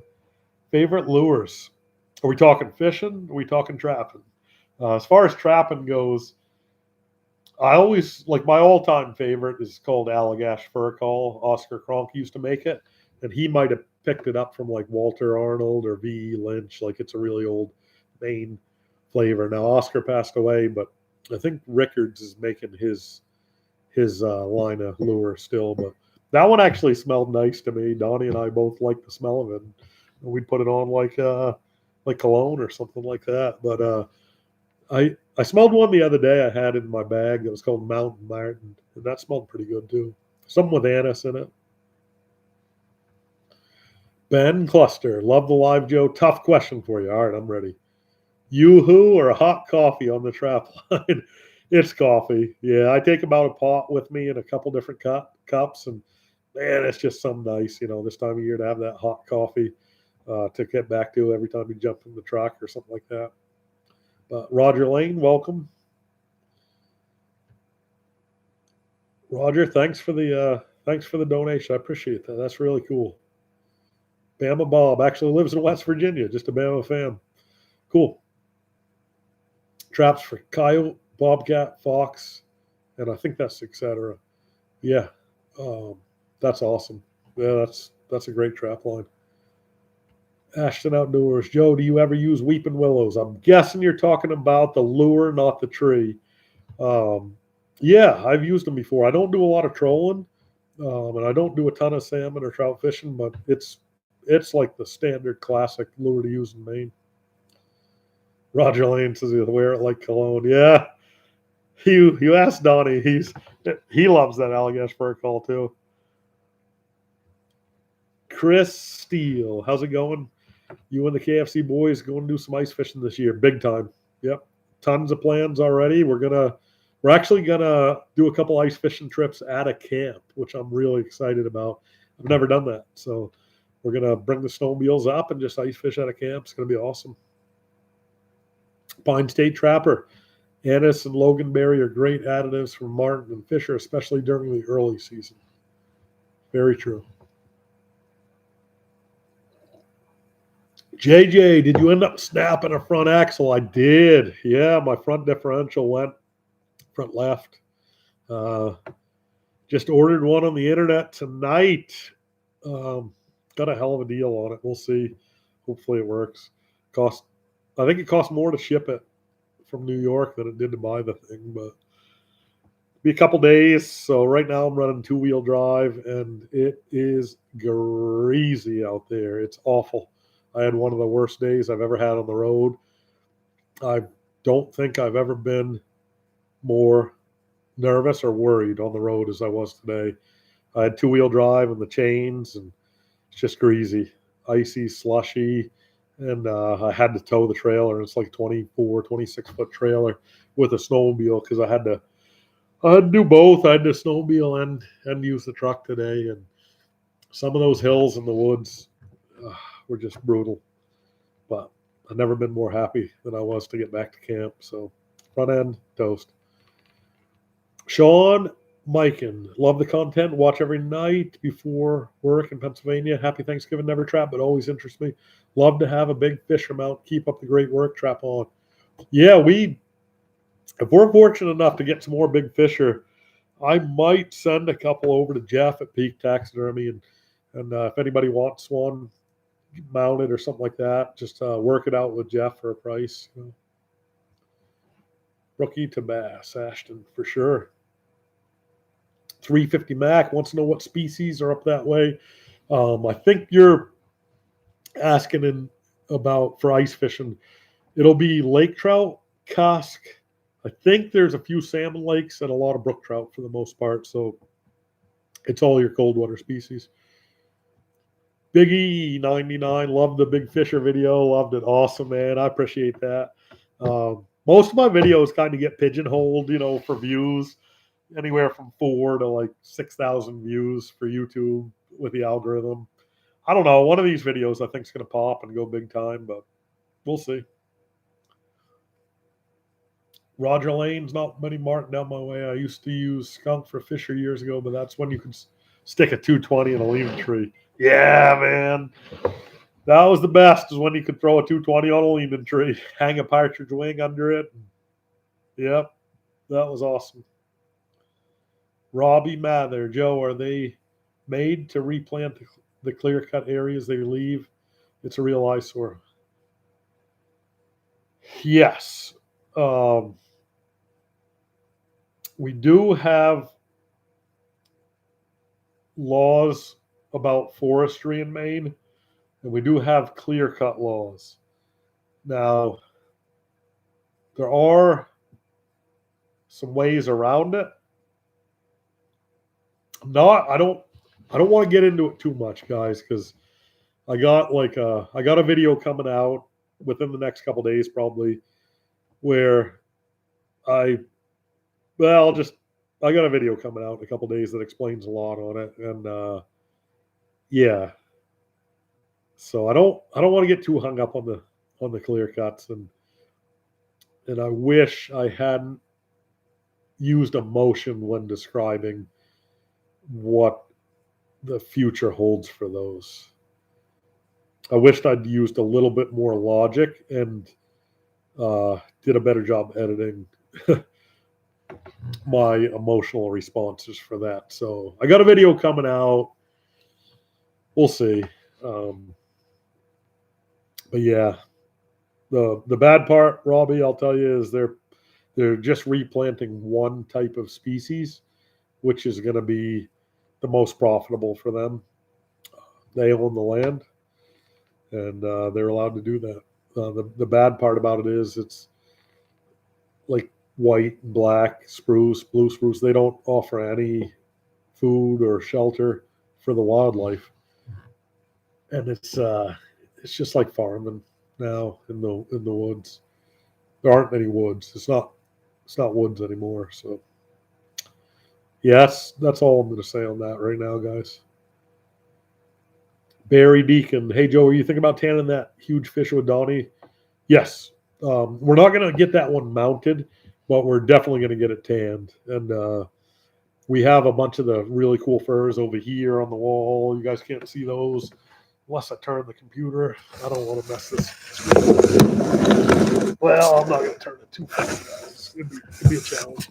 But yes, we're gonna get that fisher tanned, and then we're gonna decide if we make a hat out of it or put it towards a really cool vest or a jacket. I think I'd like to have a fisher jacket for ice fishing. I think that'd be sweet.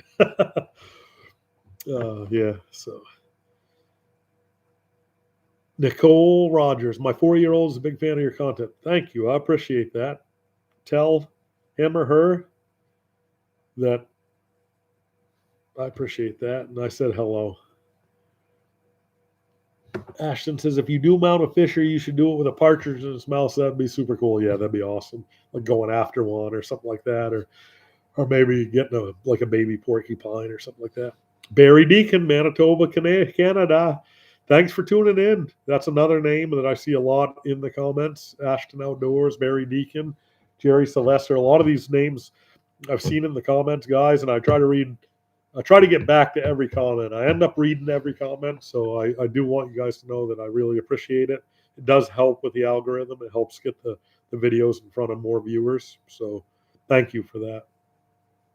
Jerry Sylvester, I live in New Hampshire, but I have a camp in Unity, Maine, which isn't far from Jefferson. It's not far at all. Would love to meet when you go ice fishing. Have a great night. Thanks for the live video. You got it. Yeah. Yeah, I'm like 45 minutes from Unity when I'm home for the summer. Are those bucks on the wall yours? We'd love to hear the story behind those. Some of them are. Yep, one of them's that remount that I had Jeff do from 1955. Yeah, I can do some deer stories, would be awesome if Stevie was at camp, tell some of these deer stories too. But I can do some deer stories. Have you had any more moisture issues in the ceiling walls? Zero. None at all, JMP. Once we vented the ridge, that was the deal. It wasn't vented. It was a huge oversight. A lot of chiefs, not too many chiefs, not enough Indians, and the Indians were chiefs, or I don't know what to say. So I'm getting tired, I guess. So we'll go a little bit longer on this this live stream, guys, and then I'm gonna do a little bit of editing tonight, a little bit of uploading on some videos from today. I got some really cool trail camera video to show you guys. Some really cool stuff, actually. And sometimes I root for the marten, even in the trail cam video. I got to say, like, it's weird as a trapper who's trying to catch that marten. I see him in the trail cam video, and I want him to go in that box, but part of me is like, oh, be smart, and he goes in. Yeah. 350 Mac, you're human. It's your opinion. We're all entitled to it. I appreciate that. Yeah, it's I had to check myself. 350 Mac. Yeah, I had to check myself. I got a video coming out that'll talk a little bit more about it. And if anybody wants to talk privately about what I see, I'll do that. But I'm trying to have a little bit more respect and gratitude, and not be disrespectful or ungrateful. So, and trying not to act on emotion or and use more logic is all. JJ, happy your channel is running full stream again. I got worried for a minute over the summer. Yeah, no doubt. Me too. Me too. I'm not going to lie. Fisher Jacket, Mr. Nico Time. That's another name that I see a lot in the comments. I appreciate all the comments. Appreciate all the support for the channel. He said a Fisher Jacket is a big yes. Beaver gloves for the snowmobile. Yeah, you nailed it. I like the way you think. Prawl Productions. Can you tell my son hi? His name is Christian. Christian, hello. Hope you're having a great night. Thanks for tuning in, guys. I think I've actually gotten to the end of the questions. I'm getting pretty tired. I'll take a few more questions or comments, and then we're gonna kill this live for the rest of the night. It's 9 o'clock. It's a little bit past my bedtime. In the summer, I don't go to bed. I don't go to sleep before midnight. And then when I'm up to camp, and especially up to camp alone, I get up at 3:30 in the morning. Some mornings, most mornings 4. Bedtime comes pretty early. I'm not even gonna tell. I'll tell you guys what time I fell asleep the other night, because I had 2 phone calls come in actually while I was sleeping. I never get any phone calls, but I fell asleep at 6:30 p.m. the other night. I don't think I've done that since I was a toddler. Crazy. Crazy. Oh, we got some comments coming in. Ashton's Outdoors, are you going to put the season in the ice fishing videos when you post them so we know which ones are this season and which ones are last? No, probably not. I'm probably just going to post them and it'll show up as like a new video, like a new ice fishing video for you. 350 Mac, have a great Thanksgiving, bud. Thank you. Appreciate it. Barry Deacon, switching over Savage Traps and your other make Belle Isle. I'm getting old and can't remember is good. Great talking to you, Barry. Yeah, switching over was the best thing I've ever done. Is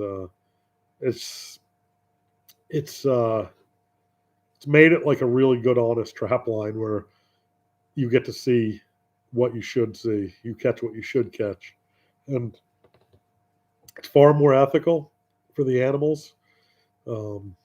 And you owe it to them. You owe it to the animals to use the strongest, best, most ethical trap that you can get your hands on. And if it costs an extra $50 a dozen, $100 a dozen, $40 a dozen, it does not matter. It is so important to use the strongest, most ethical trap you can use when you're trapping, guys. Like, trust me, believe me, from a guy who has watched trail cam footage of animals getting trapped in conibears, from a guy who has caught hundreds and hundreds and hundreds of animals. You owe it to that animal to use the strongest trap you can buy, and it does not matter how much it costs. Don't run Duke 155s. You know, Duke's going to hate hearing that, and I don't care. Don't run Duke 155s. That's all I can say is I thought they were going to be the answer last year, and it was not the answer. Belle Isle 120s. If you can find the Savage 05Fs, they're owned by Belle Isle now. I got a weasel today that was in half. The only thing holding it together is its skin. Like, it's overkill, but you owe it to the animal. It's way, way, way better to have overkill and a little bit messier time skinning than to have underkill and an animal suffer prolonged at your hand, too, at your hand or at my hand. Like, I learned a ton from last year, trying all different brands, all different sizes. And I can honestly say that the Belle Isles are the absolute deal. Spend the extra money.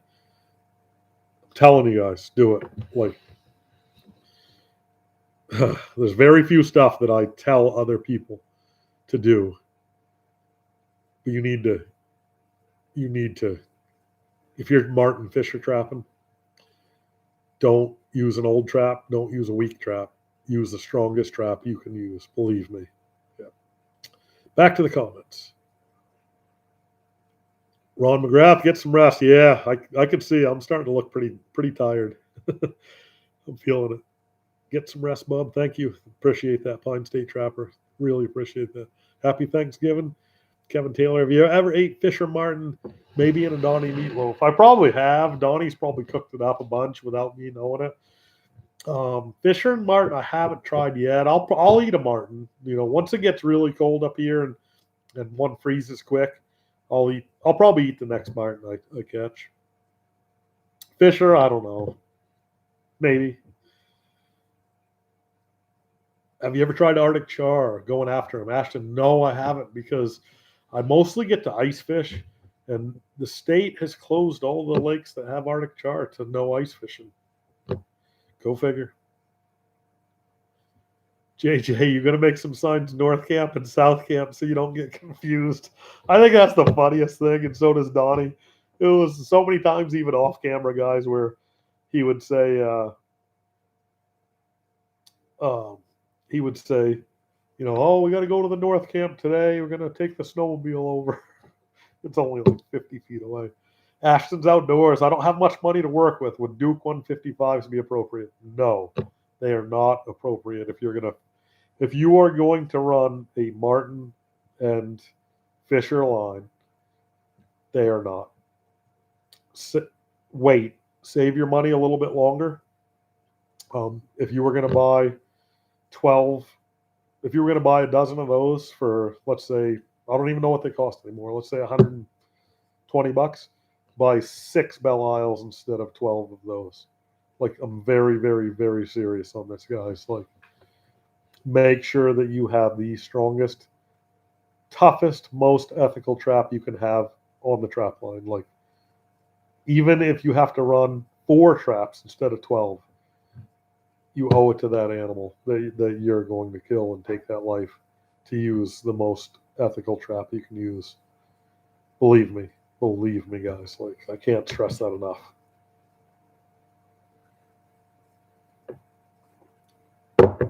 All right.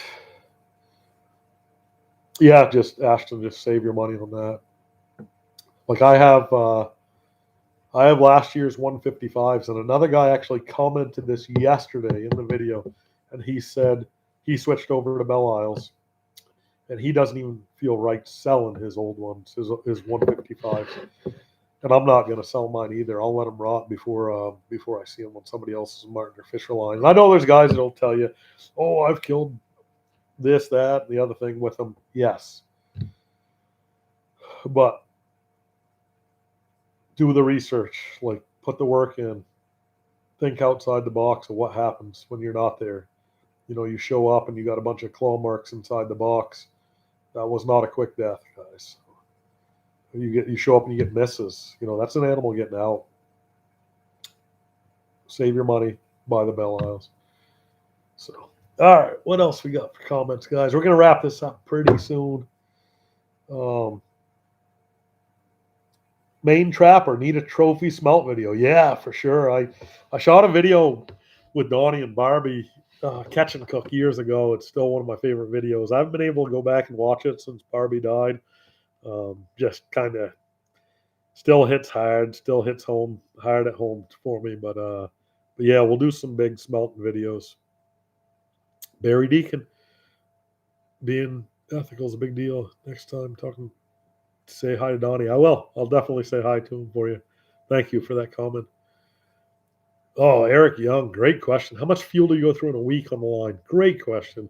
So my mechanic was slack in building my fuel tanks. I'd commissioned them to build a couple big fuel tanks for me to bring up so I wouldn't have to run out. But right now I got like 23 5.5-gallon jugs that I go fill up and bring in. And that fuel goes for the snowmobile, the truck, and the generator to run the off-grid camp.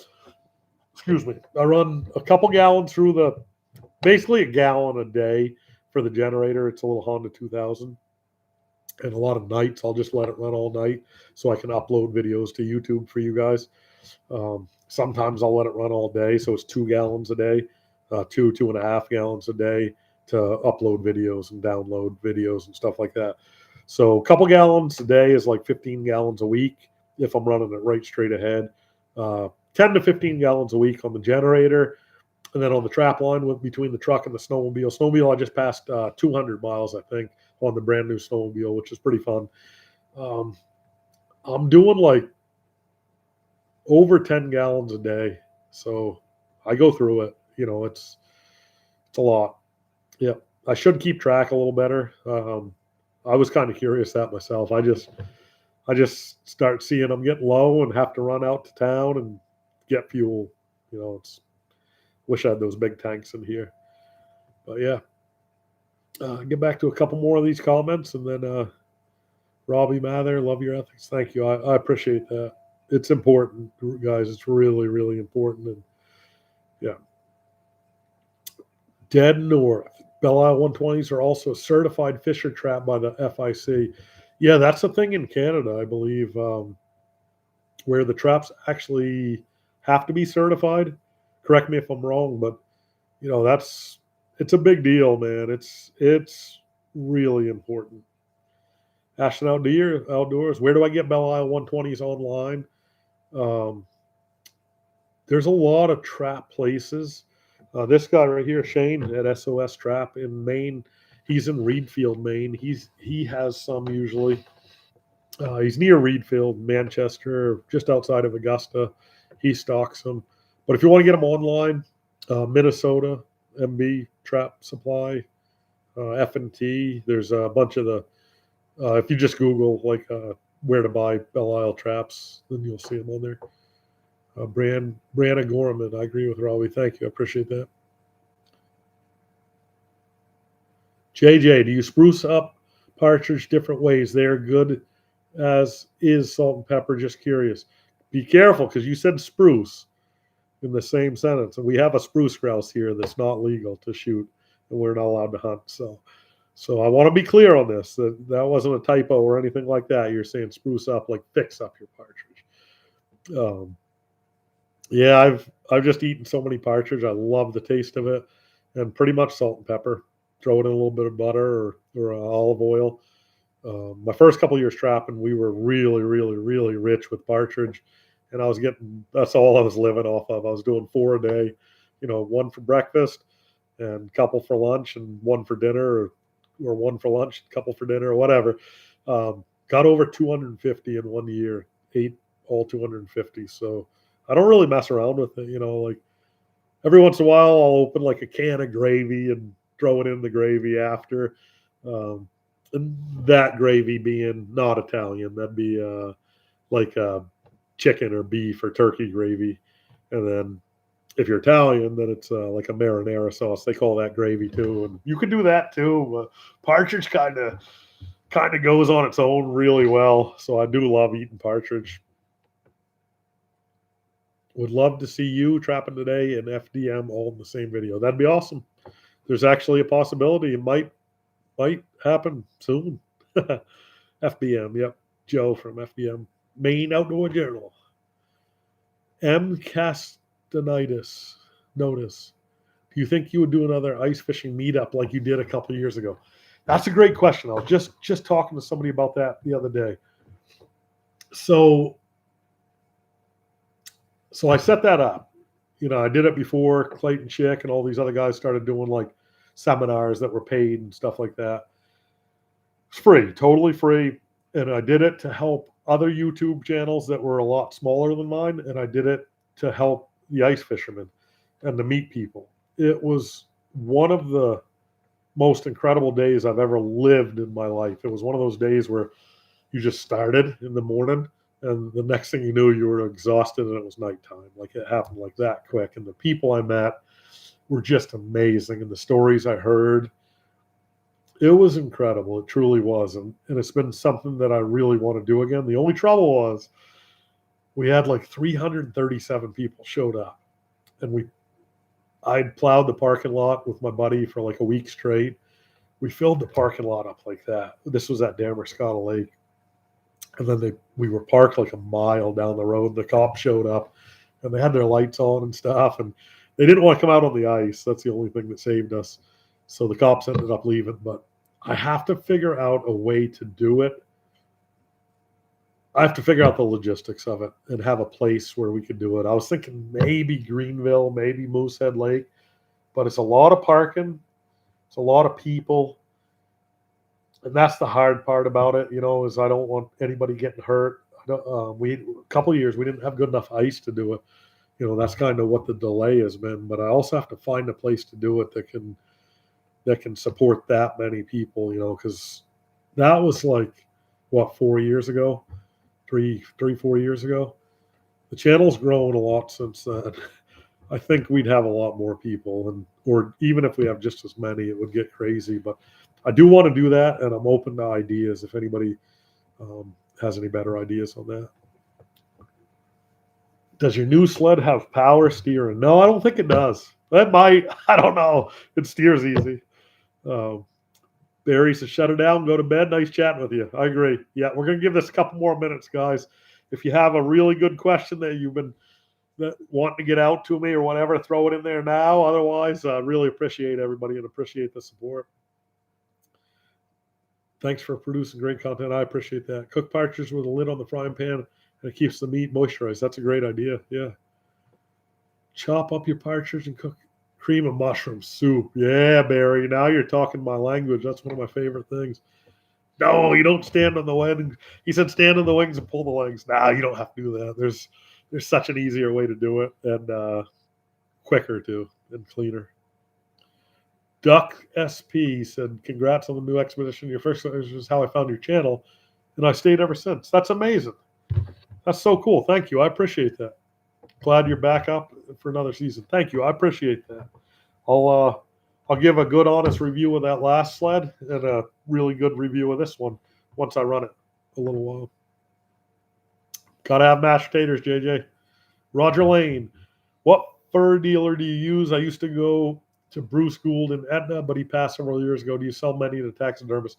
So I don't really sell a lot to taxidermists. I do support Peak Taxidermy, so I've got a couple over to Peak.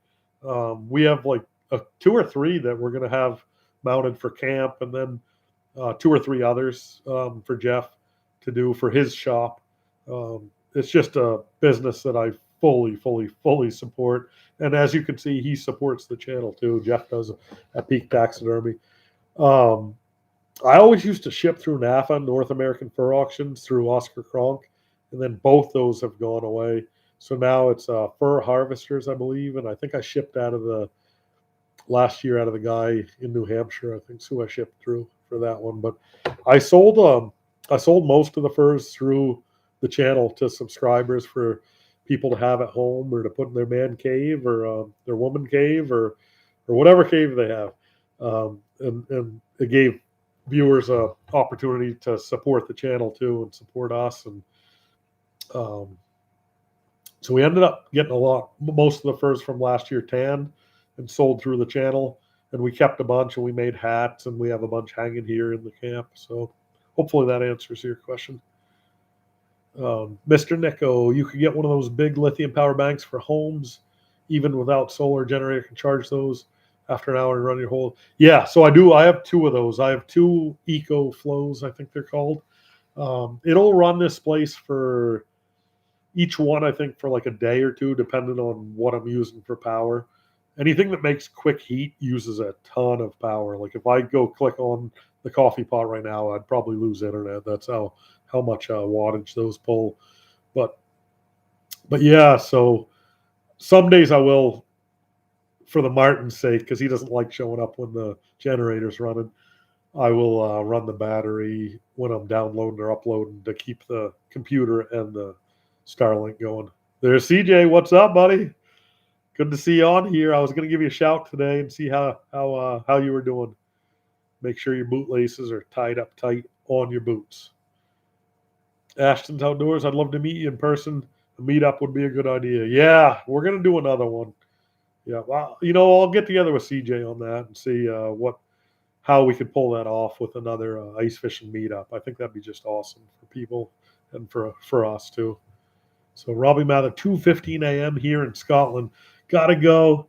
Get the head on the pillow. Good idea. I'm going to do the same thing, guys. We're going to call this less than 5 minutes away here. Cascade says hello. Welcome. Barry Deacon, Night Joe, sweet chatting with you. Thank you. I appreciate you, Barry. Appreciate all the comments on the videos, too. I recognize a lot of the same names from the comments, guys, and I read every comment, try to get back to every comment on the videos, and it always helps when you guys do. Keith Rose, I've searched your videos. I don't see one where you made boxes. So, geez, what was that? About a month ago, Keith. I put one up on, I'm pretty sure. Now you're going to have me check probably. You know what? I can probably check on my phone. Jed Harris, how come you look so good in flannel? I don't know, Jed. There's not much I don't look good in, right? So who was it? Keith said, I search your videos. I don't see one where you made boxes. I'm going to see if I can find you the title of that one. But yeah, I did one where I was at the mill and I just showed like the easiest ways. Maybe somebody else in the comments can help Keith out on that who've seen that video on how I made the Martin boxes this year and just the tools you need and how you put them together. But yeah, I got a lot of videos out there, guys. Oh man. But yeah, if anybody else beats me to it, that would be fine too. Maybe it got taken down. You never know. You know, maybe it was at the end of summer. But I had so many people asking, like, for like how I made them, the dimensions of them, similar to that. Oh, there it is. Ha! I got it. All right, this is what it looks like right there. Oh, of course, you're not going to be able to see that, are you? It's called "How to Build a Lynx-Proof Pine Marten and Fisher Box Trap." That's what it's called. So if you type it in, it'll be "How to Build a Lynx-Proof Pine Marten and Fisher Box Trap." It's got 5,000 views. It was September 11th, 2025. There you go. So hopefully that helps you out. A couple more comments or questions, guys, and we're going to call it a day because I think I'm going to have a pretty early morning tomorrow, too. I've been in a really bad rut of waking up like 3:30ish or so. And once I start that coffee at 3:30, it's game over for me. All right, Cascades. Jeremiah sold Fisher to a buyer in Fairbanks the year before last. Oh, that's cool. Rigo fan. Really enjoy cabin videos. Donnie, sure is cool to work with. Next cabin vid. Not sure on that. Stay tuned. We might have some more coming up. CJ, I was going to call Anna and tell her to hide them bootlaces, buddy. You're going to recover stronger than ever. I promise you that. I know that. Sean Newhook, welcome. Ashton Outdoors, happy Thanksgiving. I'll hang in till the end and hopefully get a deer track in the morning. Good luck on that, buddy. That'd be great for you. Ashton Outdoors, I think, is a younger viewer that's been following the channel and supporting my channel now. Don't be afraid to give him a look, guys. Check out his channel and give him a sub or a follow. He said he's at 961 subscribers, and he's got a goal to reach 1,000 by next year. So I think he can do it. I subscribe to his channel and support him. David Graham, new watcher, and you do an excellent job. Great entertainment. Thank you. I appreciate that. Reds, happy Thanksgiving to you as well. Better run for President Joe, gift to the gab. Yeah, there you go. Ashton said episode mid-20s in season 1. Okay, cool. Thank you for finding that, Ashton. Robbie Mather says hit the like button before you sign off. That's cool. Appreciate it, Robbie. We're doing a special too today, guys, where it's absolutely free to subscribe for today only. So hit that subscribe button. It's free. No, only hit subscribe if you're going to watch. You know, like I could go pick up 10,000 subscribers tomorrow with a bunch of the different ways that YouTube teaches you how to do it. But I don't want those subscribers. It hurts you in the algorithm. So I want subscribers that'll watch and follow the channel and comment and stuff like that. Wendy Terry, hello, Joe. Please say hello to Donnie. Will do. Absolutely. Mr. Nico Time. How about running for governor of Maine? Get those forestry travel rules fixed, and if you don't get elected, you'll have an endless supply of pans for your. That's true. Oh man, I got the best subscribers. I'll tell you that. You guys crack me up in the comments every day. Happy Thanksgiving, Rick. Thank you for tuning in. Good to see you. Good to see you on here. Pete made it back before he closed. Happy Thanksgiving, Trapper Joe. Whatever. Thank you, Pete. Brianna Gorman says you found something to put on Donnie's shelf. Yeah, we got a couple of old. What do we got up there? This is becoming like the junk shelf, I guess. There's a bunch of cool magazines there. It's funny. Next to the magazines is a 22 magazine for a Ruger, and then these are actually the black things you see are external hard drives with some really cool, like original ice fishing footage from when I started the channel. So it's got like all the old videos on that, and then just various odds and ends up there.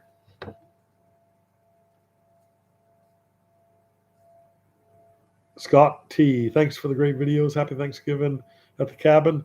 Does the cabin have a name? Yep, it's got a great name. We call it Donnie's Dream because it's always been Donnie's dream to have a cabin, trapper's cabin in the North Maine woods, and made it happen for him. And the first thing I did when we finished it was I gave it to Donnie. So this is Donnie's cabin, and it's Donnie's dream. Doug says, "How about GPS coordinates to those hot locations?" You got it, buddy. No, we're not doing that. Good night. Happy Thanksgiving. That's a good thing to say right now. So, are you going to get that fisher you got in today's episode mounted? No, I'm going to get that one tanned actually, and we're either going to make like a hat or a jacket out of it, or hang it on the wall. It's a special one, so we want to do something special with it. JJ closing in on 50,000 subs. Always a good crowd on here. So true, man. Like, I know I don't have as many subs as a lot of channels and stuff like that, and it doesn't bother me a bit because I get to meet all the subscribers or a lot of them, and I have the best. I have the best community on YouTube, in my opinion. The people are just amazing that comment and comment every day. Barry, hope you get your deer. Can't beat cast iron and 20 gauge is best. Man, this guy knows what he's talking about. He's never wrong. He's always right. All the comments. And Dane DeSantos, do you think you'll put in solar so you don't have to keep running the generator? Yeah, I think just wasn't in the cards for this year. I've just been so busy.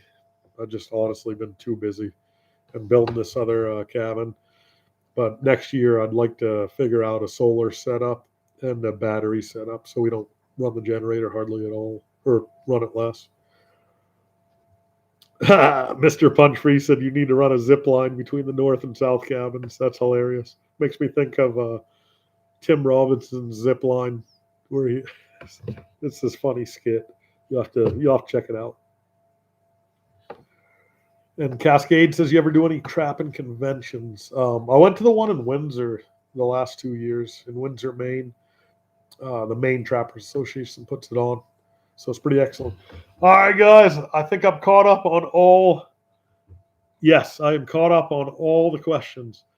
2 hours and 6 minutes. Holy cow. And it's 9:30. It's past my bedtime. Thanks for tuning in. Really appreciate it. Really appreciate all you. I hope I was able to answer people's questions today and show you just a little bit different side of the channel, and maybe we'll do more lives in the future if you guys like that. And got some pretty cool things coming up later in the week for you, and got some really good videos coming up, I will say. So thanks again, guys. Really appreciate it, and I'll talk to you guys soon, and we'll have videos out pretty much every day for you.